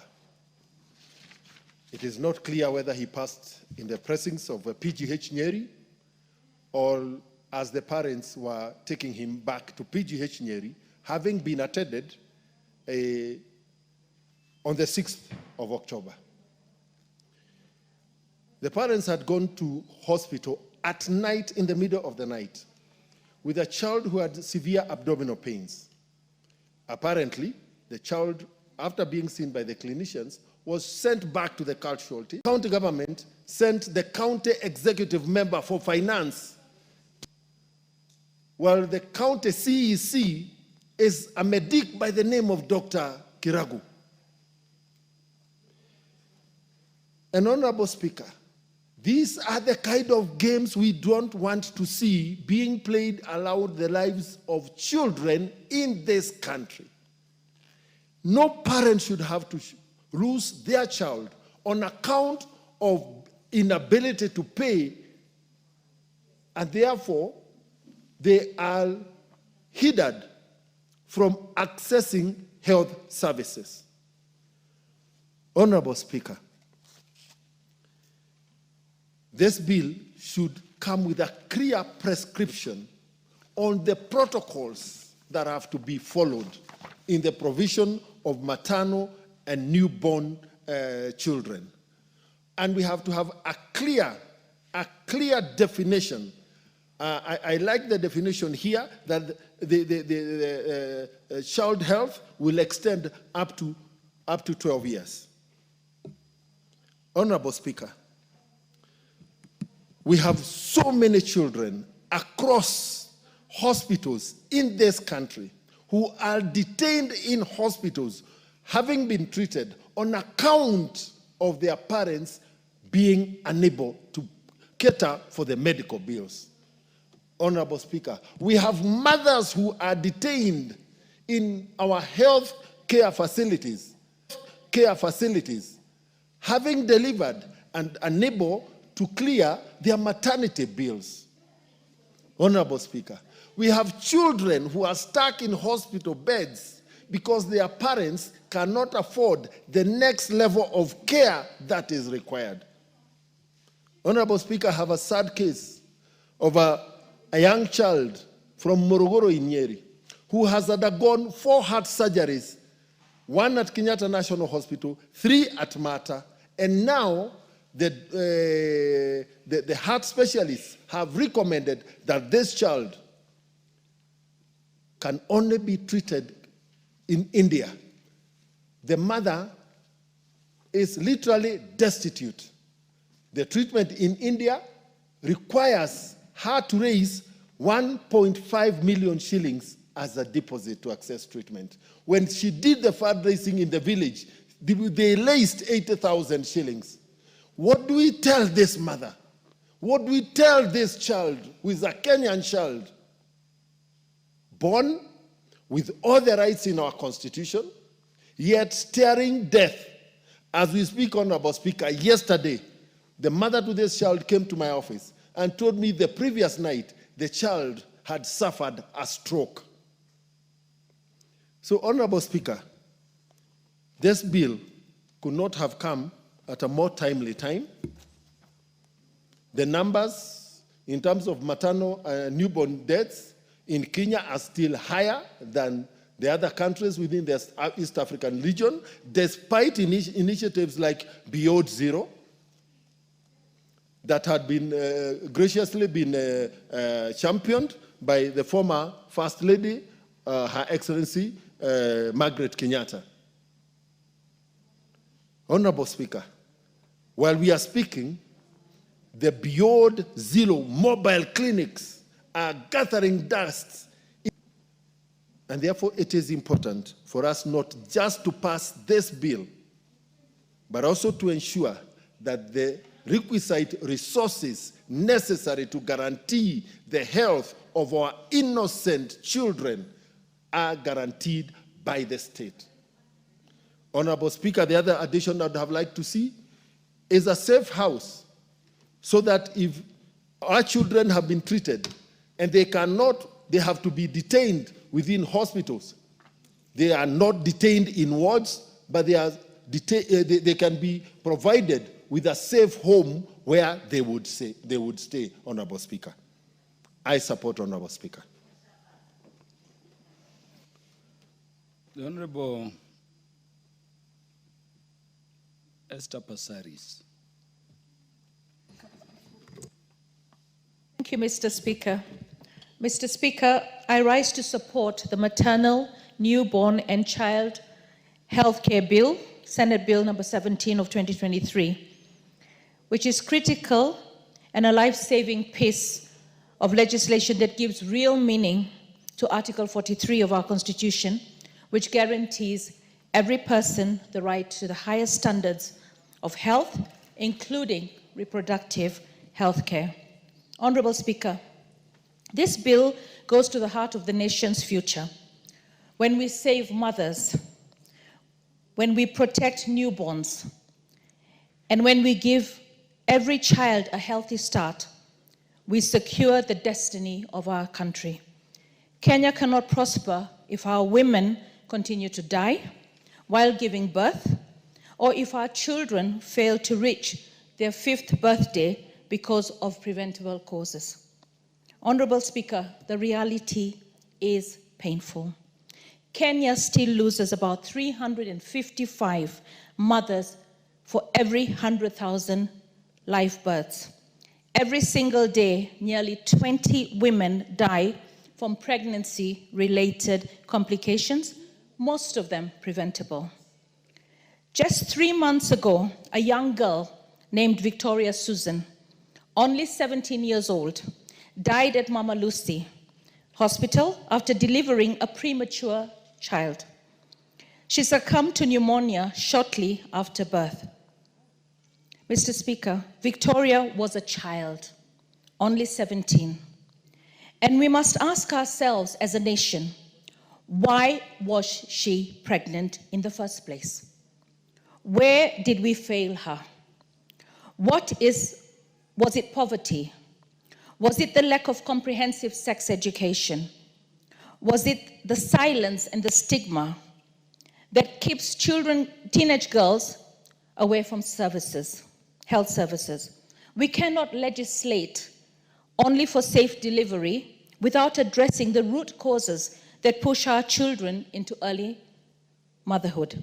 Teenage pregnancies continue to rob our girls their education, their childhood, and in the case like Victoria, their very lives. The bill must therefore implement alongside strong community education, reproductive health awareness, and social protection programs for adolescents. We must empower our girls with knowledge, confidence, and choices. Because if we fail to protect them from early teenage pregnancies, we fail as policymakers, as parents, and as society. Honorable Speaker, this bill strengthens our devolved health systems. Maternal and child health is a devolved function. Yet, coordination between national and county governments has been very weak. The bill bridges the gap by creating a framework for clear funding, oversight, and accountability. I strongly support the proposal to establish a maternal and child health fund to ensure predictable and transparent financing for services. We cannot continue to rely on donor cycles or ad hoc interventions when it comes to saving lives. Honorable Speaker, equity and inclusion must remain at the core. We must remember the women of Turkana who walked 10 kilometers to a dispensary. The mother in Kibra giving birth in a one-room shack, and the girl with disability who has no transport to reach the clinic. The bill must prioritize maternal waiting homes, mobile clinics, and emergency transport systems so that every woman, regardless of where she lives, can deliver safely and with dignity. I also urge that the bill include a provision for free emergency obstetric care in all public facilities. No woman should lose her life because she cannot afford treatment. Honorable Speaker, let us honor our health workers, our nurses, midwives, community health providers, promoters, and are the backbone of the maternal health system. Yet many serve under immense strain, understaffed, underpaid, under-equipped. The bill must ensure incentives for health workers, particularly those in rural and hardship areas, and provide continuous professional development to improve the quality of care. Honorable Speaker, this bill also aligns with our global continental commitments. It supports the Sustainable Development Goal 3 on good health and well-being, Aspiration 6 of Agenda 2063 of the African Union, which envisions healthy, well-nourished citizens. By passing this bill, Kenya reaffirms its leadership on the continent and its commitment to ensuring preventable maternal child deaths. Honorable Speaker, in conclusion, as a woman, as a mother, as a legislator, I have witnessed the pain of losing a mother in childbirth. Behind every statistic is a home broken, a dream cut short. Let us remember Victoria. Mr. Speaker, I also rise to thank Mr. Speaker, I also rise to thank Dr. Nikal and to really support the Senate Bill number 17 of 2023, the Maternal, Newborn and Child Health Bill. Mr. Speaker, when I look at the objects of this bill, you realize that Honorable Nikal is trying, not just trying, is informing us that something is wrong in the country on how we handle the newborn in this country.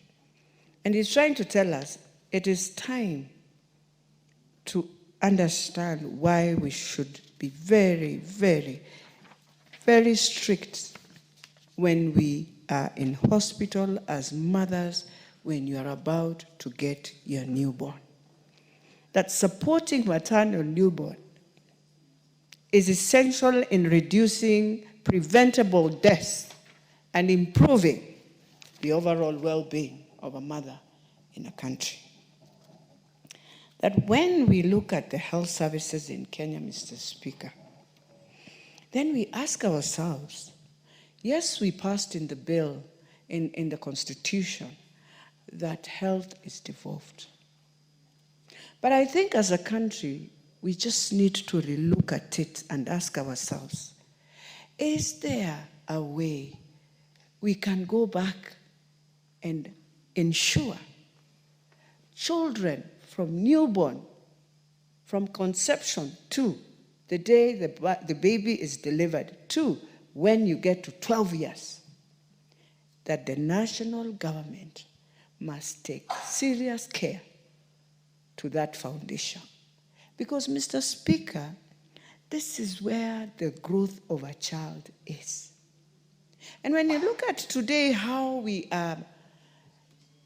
mothers are taking care of their babies, you really get worried that by the time that child is in a productive age, that child, because of going through lack of nutrition, even breastfeeding nowadays we live, and you find internationally they are saying try and breastfeed after 6 months so that the child can have their own natural immune to sustain the diseases that we have.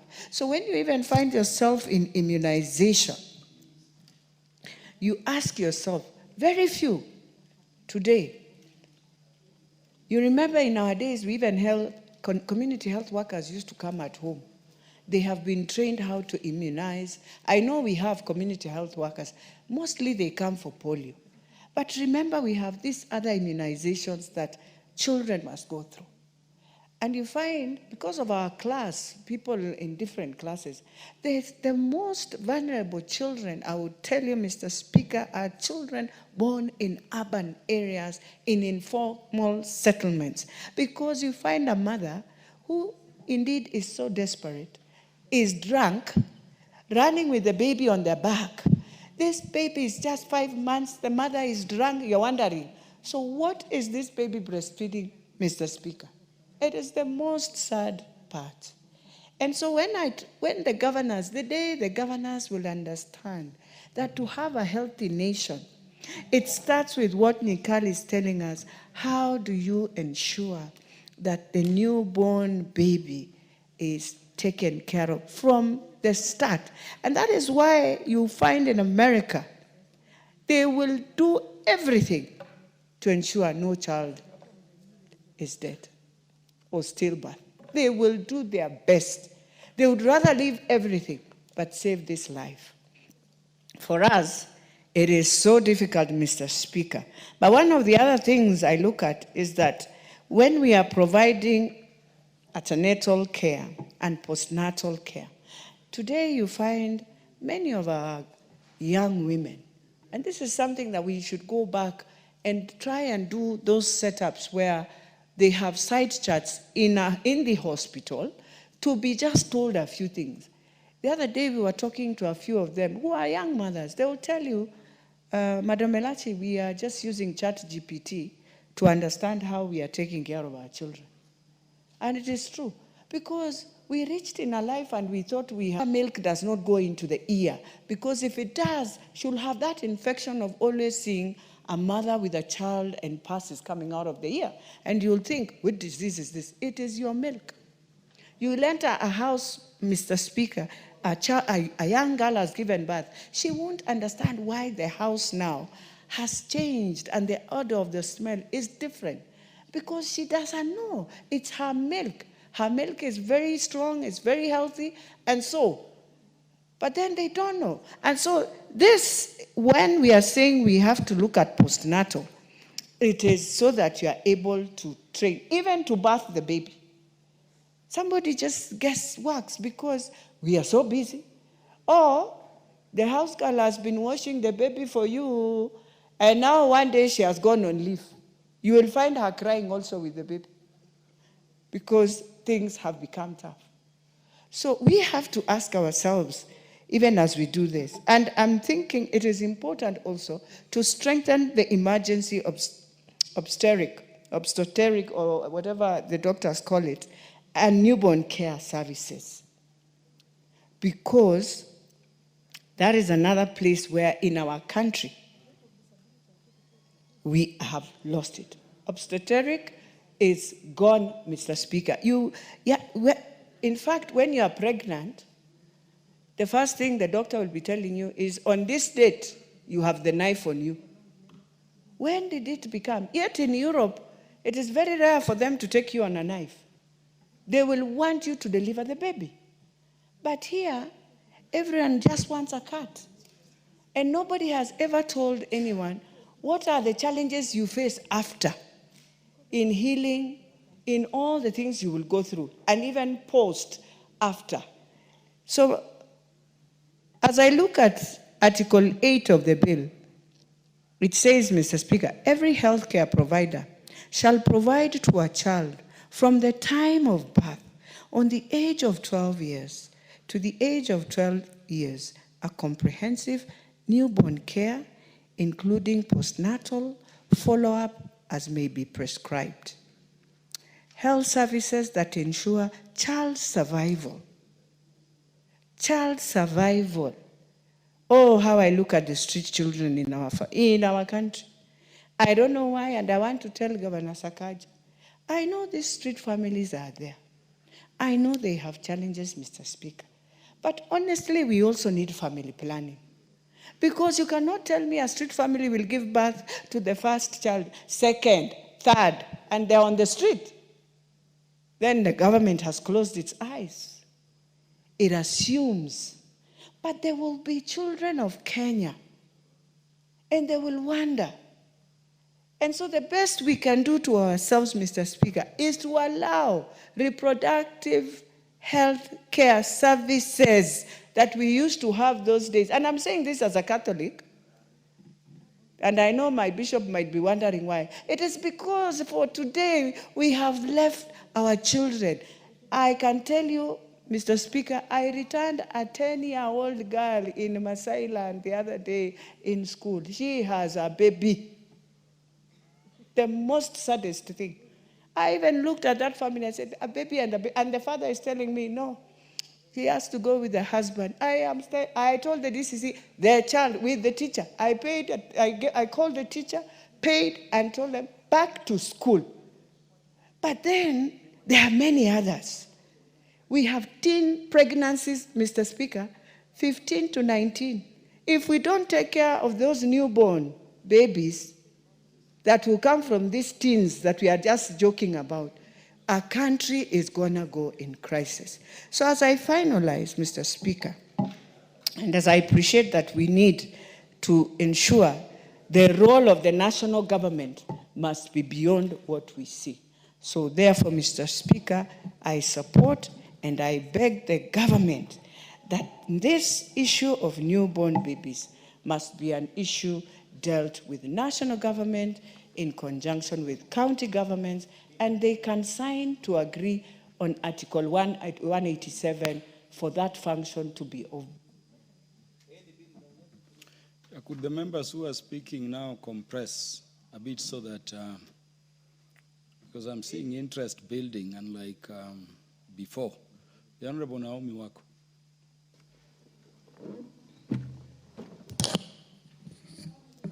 Thank you, Honorable Speaker, for allowing me to contribute to this very important debate that is of a big concern to all of us, and especially women of this nation. Honorable Speaker, I support, as I have already said, the Maternal, Newborn and Child Health Bill, Senate Bill number 17 of 2023. Honorable Speaker, even from that, we can see that this is long overdue because it was introduced first in 2023 and today we are in 2025.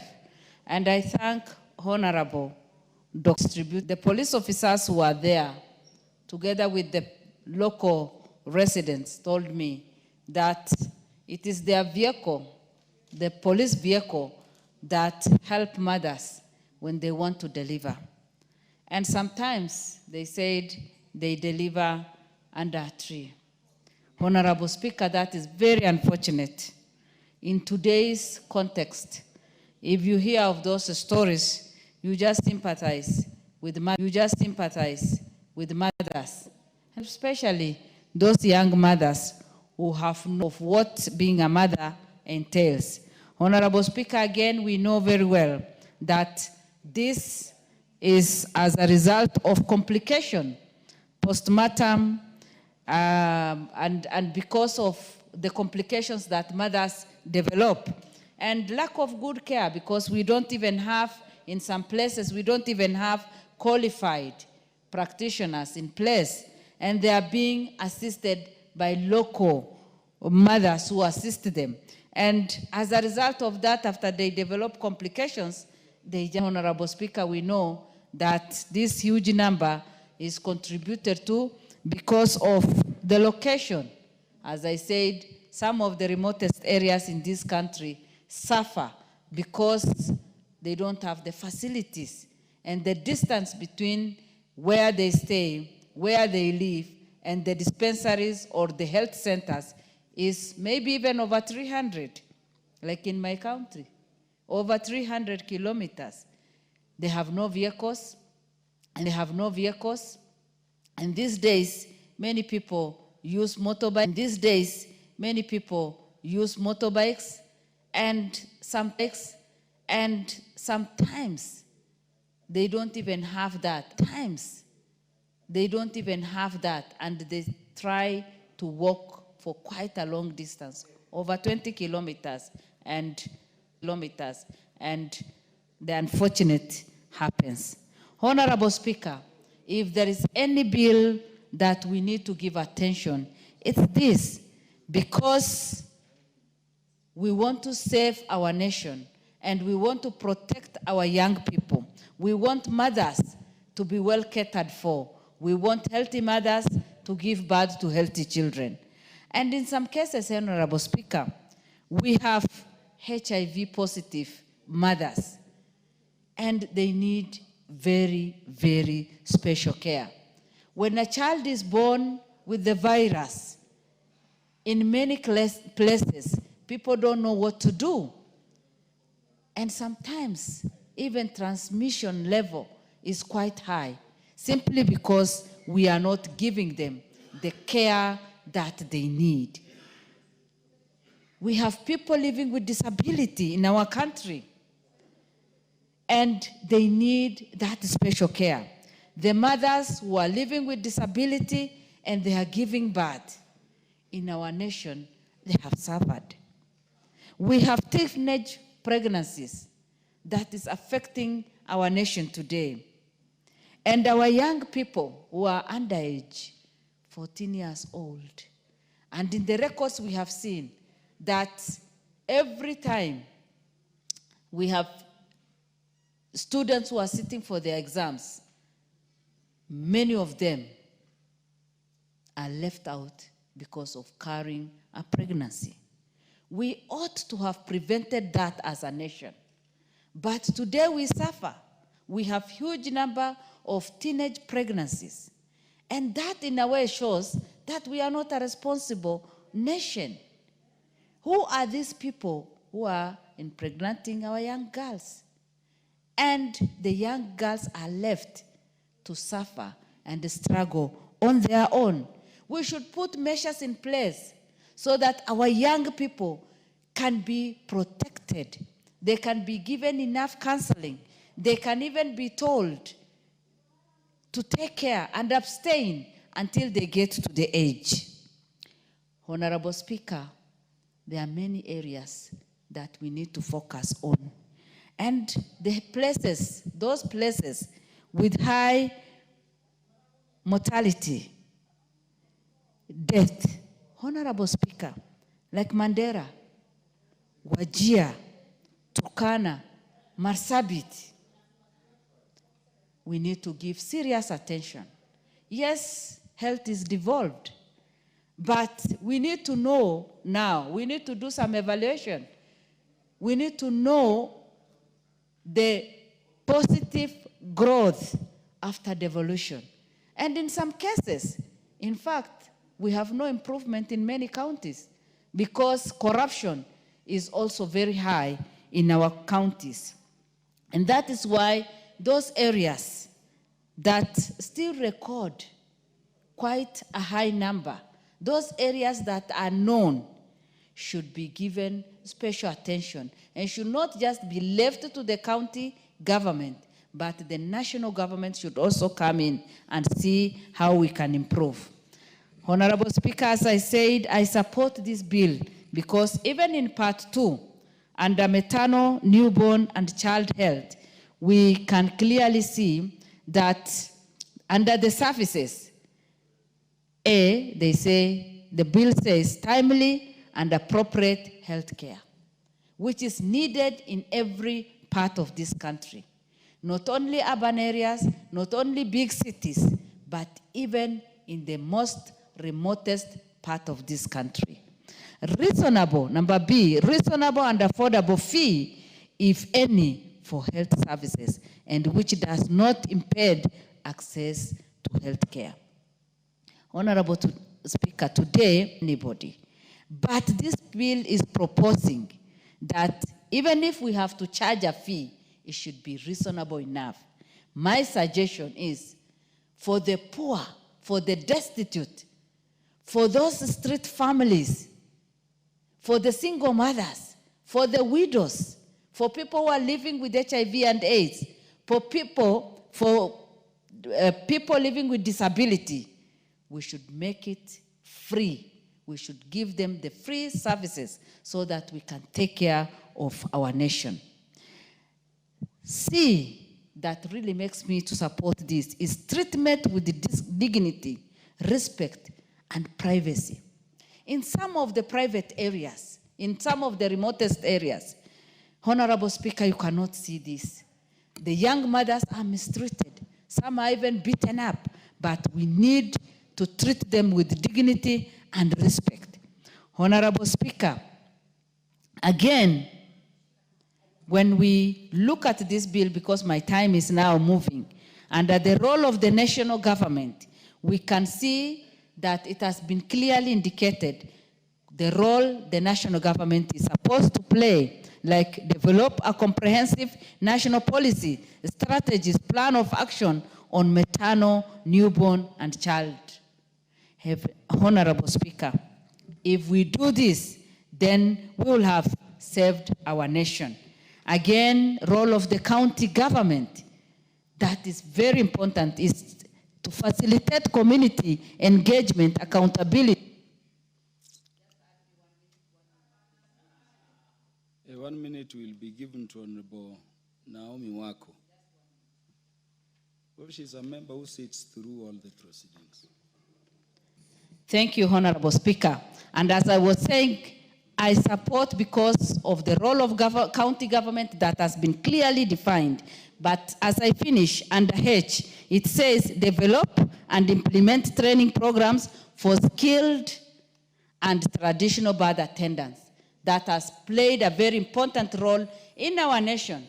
And even up to today, they give us that special service. Those people need to be trained, given every equipment that they need to protect themselves with, and empower them wherever they are. Honorable Speaker, I support this and pray that soon it will be effective.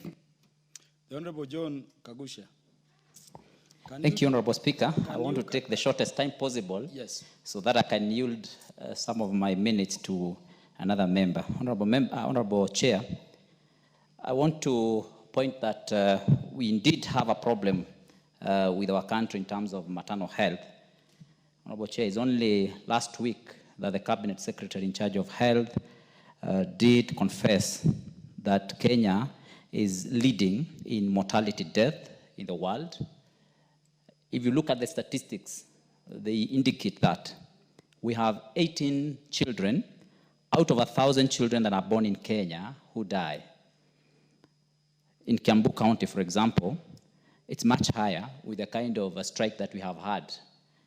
They have 53 out of 1,000 children who are dying.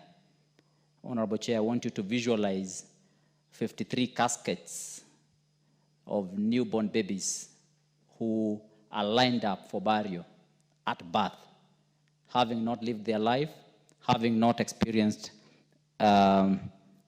even that healthcare that we are talking about and we are discussing. Honorable Chair, we must ask ourselves, where is the problem? And how is this bill going to help us as a country to alleviate this problem that we have as a country? Honorable Speaker, yes, I do support this bill, and I consider it very timely. But there are a few issues that I would also want to highlight that maybe the Chair can look at including. When I look at Section 8, every healthcare provider shall provide to a child from the time of birth to the age of 12 years, a comprehensive newborn care, including postnatal follow-up, as many as prescribed. But let me highlight B, because that's where I want to point my improvement. Health services that ensure child survival, growth, and development, including optimal child nutrition, child vaccination, growth, promotion,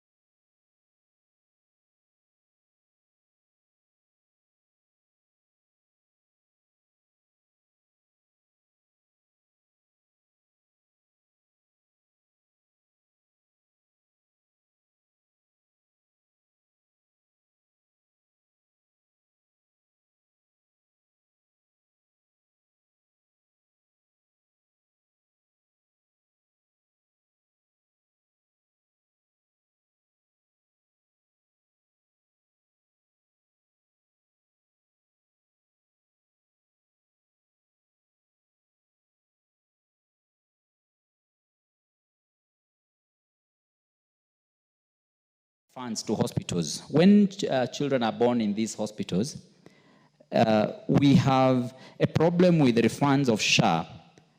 And that means when children are being treated in hospitals and mothers, and that money which they have spent there is not then refunded to those hospitals, they are incapacitated in terms of delivery in coming days. Honorable Chair, this is something that we must address. Remember, we have done away with Linda Mama as a country, which I want to dare ask this bill should also be addressing, that you should have a specialized insurance cover for mothers and newborns at the point of birth, like we have had Linda Mama. This must be reinstated so that we can be able to deal with the issue of health of our newborns. Honorable Speaker, we have also the issue of rental and lease equipment in hospitals. Some of these issues are seen like they used to siphon money from our hospitals because most of them are unused. We have so many, we don't have the software to run them. You know, a neonatal unit in a hospital which does not have the staff to operate it is as useless as any other gadget. Today, if you go to this program, about more than 10 years ago, of course more than 15 years ago, the neonatal unit that is there has probably not been used. Why? Because you don't have a specialized team to operate that neonatal unit. So you'll find that children who should have been born in the Ngadi hospital have to be taken to other hospitals which have specialized staff. Honorable Speaker, as I finish, I also want to look at the issue of the county health funds. We need to encourage this. But when the counties develop or come up with county health funds, they must also use it for this purpose. Because I have seen some of the counties, they have the health funds, but they're not using or utilizing this money for the proper use they should be doing, they should have been, they were set for. Of course, we also have analysis of data. There's so much data that is collected in hospitals. But can you imagine this data is analyzed and interpreted after a very long time at the Ministry of Health? This must be done in a timely manner so that we can get to know where and how this has happened for proper intervention. The last point, Honorable Speaker, is on the issue of supplies in hospitals. We have a big problem with the blood bank in this country. I have raised this issue, and I'm happy the Chair, Nyikal, is here, Honorable Nyikal, because I have taken by this country to ensure that we replenish the blood bank reagents and also consumables, because you know this is one of the areas we have a big problem. Can you imagine a mother who is at the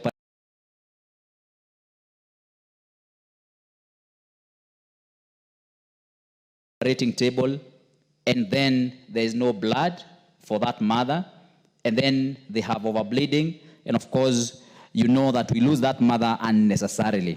Honorable Speaker, at the same point, we have the issue of power backups.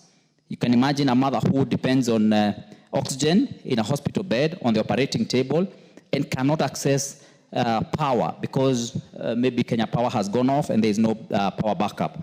Honorable Speaker, that affects the oxygen and any other service that that mother is receiving. And for that reason, Honorable Speaker, I want to support this bill, but again, I seek for more improvement so that we can have better neonatal health and, of course, better maternal, newborn, and child health in Kenya. Thank you, Honorable Speaker. Thank you, Honorable Speaker, for this opportunity. I stand here to support the bill, and as had been put earlier by my female colleagues, I also support that it also should include men in it.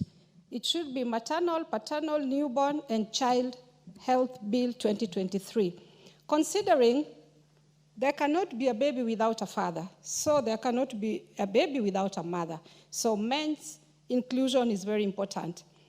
I also see here that it has indicated a very positive and interesting part that mothers, pregnant mothers should be given, there was somewhere here, counseling services. You cannot give a mother without a father. There are men who go through stress when their wives are pregnant or when the child is brought home, because the mother probably will be more busy with the child now. And some fathers, especially new fathers, would feel left out. And so they also need to be given counseling services. It's very important for the father, for the growth of the child in the house. But also, I wanted to bring it to attention that there are insurance covers that do take long to authorize a C-section for a mother, and that is usually an emergency. And you find an insurance cover taking so long to do the approval, and the mother ends up losing her life, or the baby losing its life, or both, or a baby being born late by complications that end up giving us a baby that we did not deserve to have because the insurance cover, the private insurance cover, took long to authorize a mother to be given that service. I'm trying to wonder how SHA would come into this, because some of these services should be restricted and instructed that SHA services must provide them. You might go to a hospital and find that this particular service you're told SHA cannot pay. And some of our health services, health facilities, do not have counselors. And so this is very important to put into consideration. Mr. Speaker, there are so many children born with disability, not by choice of a mother or a father, but we might say it's God's will. But in some cases also, and majority of these cases, sometimes it's negligence from the doctors. And these cases are never, there's nothing that is usually done, because we should try to investigate. This child has been born with disability, but what brought the disability? It is God's creation, yes, but if it is negligence of the doctor or the facility, then the facility or the doctor should take full responsibility of such cases. Mr. Speaker, there are cases, I do agree that the death rate for the children, newborn children, is low, but there is very high rate of mothers losing their lives. The child is born, yes, but the mother loses her life. And such cases, there are facilities that do take these children. In most cases, you find Catholic hospitals or, religious institutions that have facilities that take care of children whose mothers died during childbirth. I would request that such facilities are supported, such that not only hospital, they might not have hospital facility, but they pick children whose mothers have died during childbirth. Such facilities should be considered by the government, national government, and county constituency Nyatike, which is a Catholic institution. And they have over 50 children. All those children in that facility, their mothers died.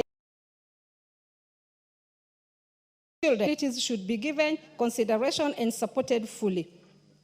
Mr. Speaker, I see you smiling. I suspect you want to tell me time is up. And I will respect that. I had so much to say, but I believe next time you'll give me more time so that I contribute further. Thank you, Honorable Speaker.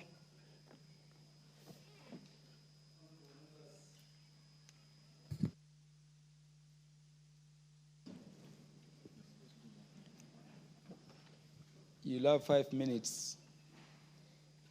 The next time this matter will be scheduled for the House's debate at second reading.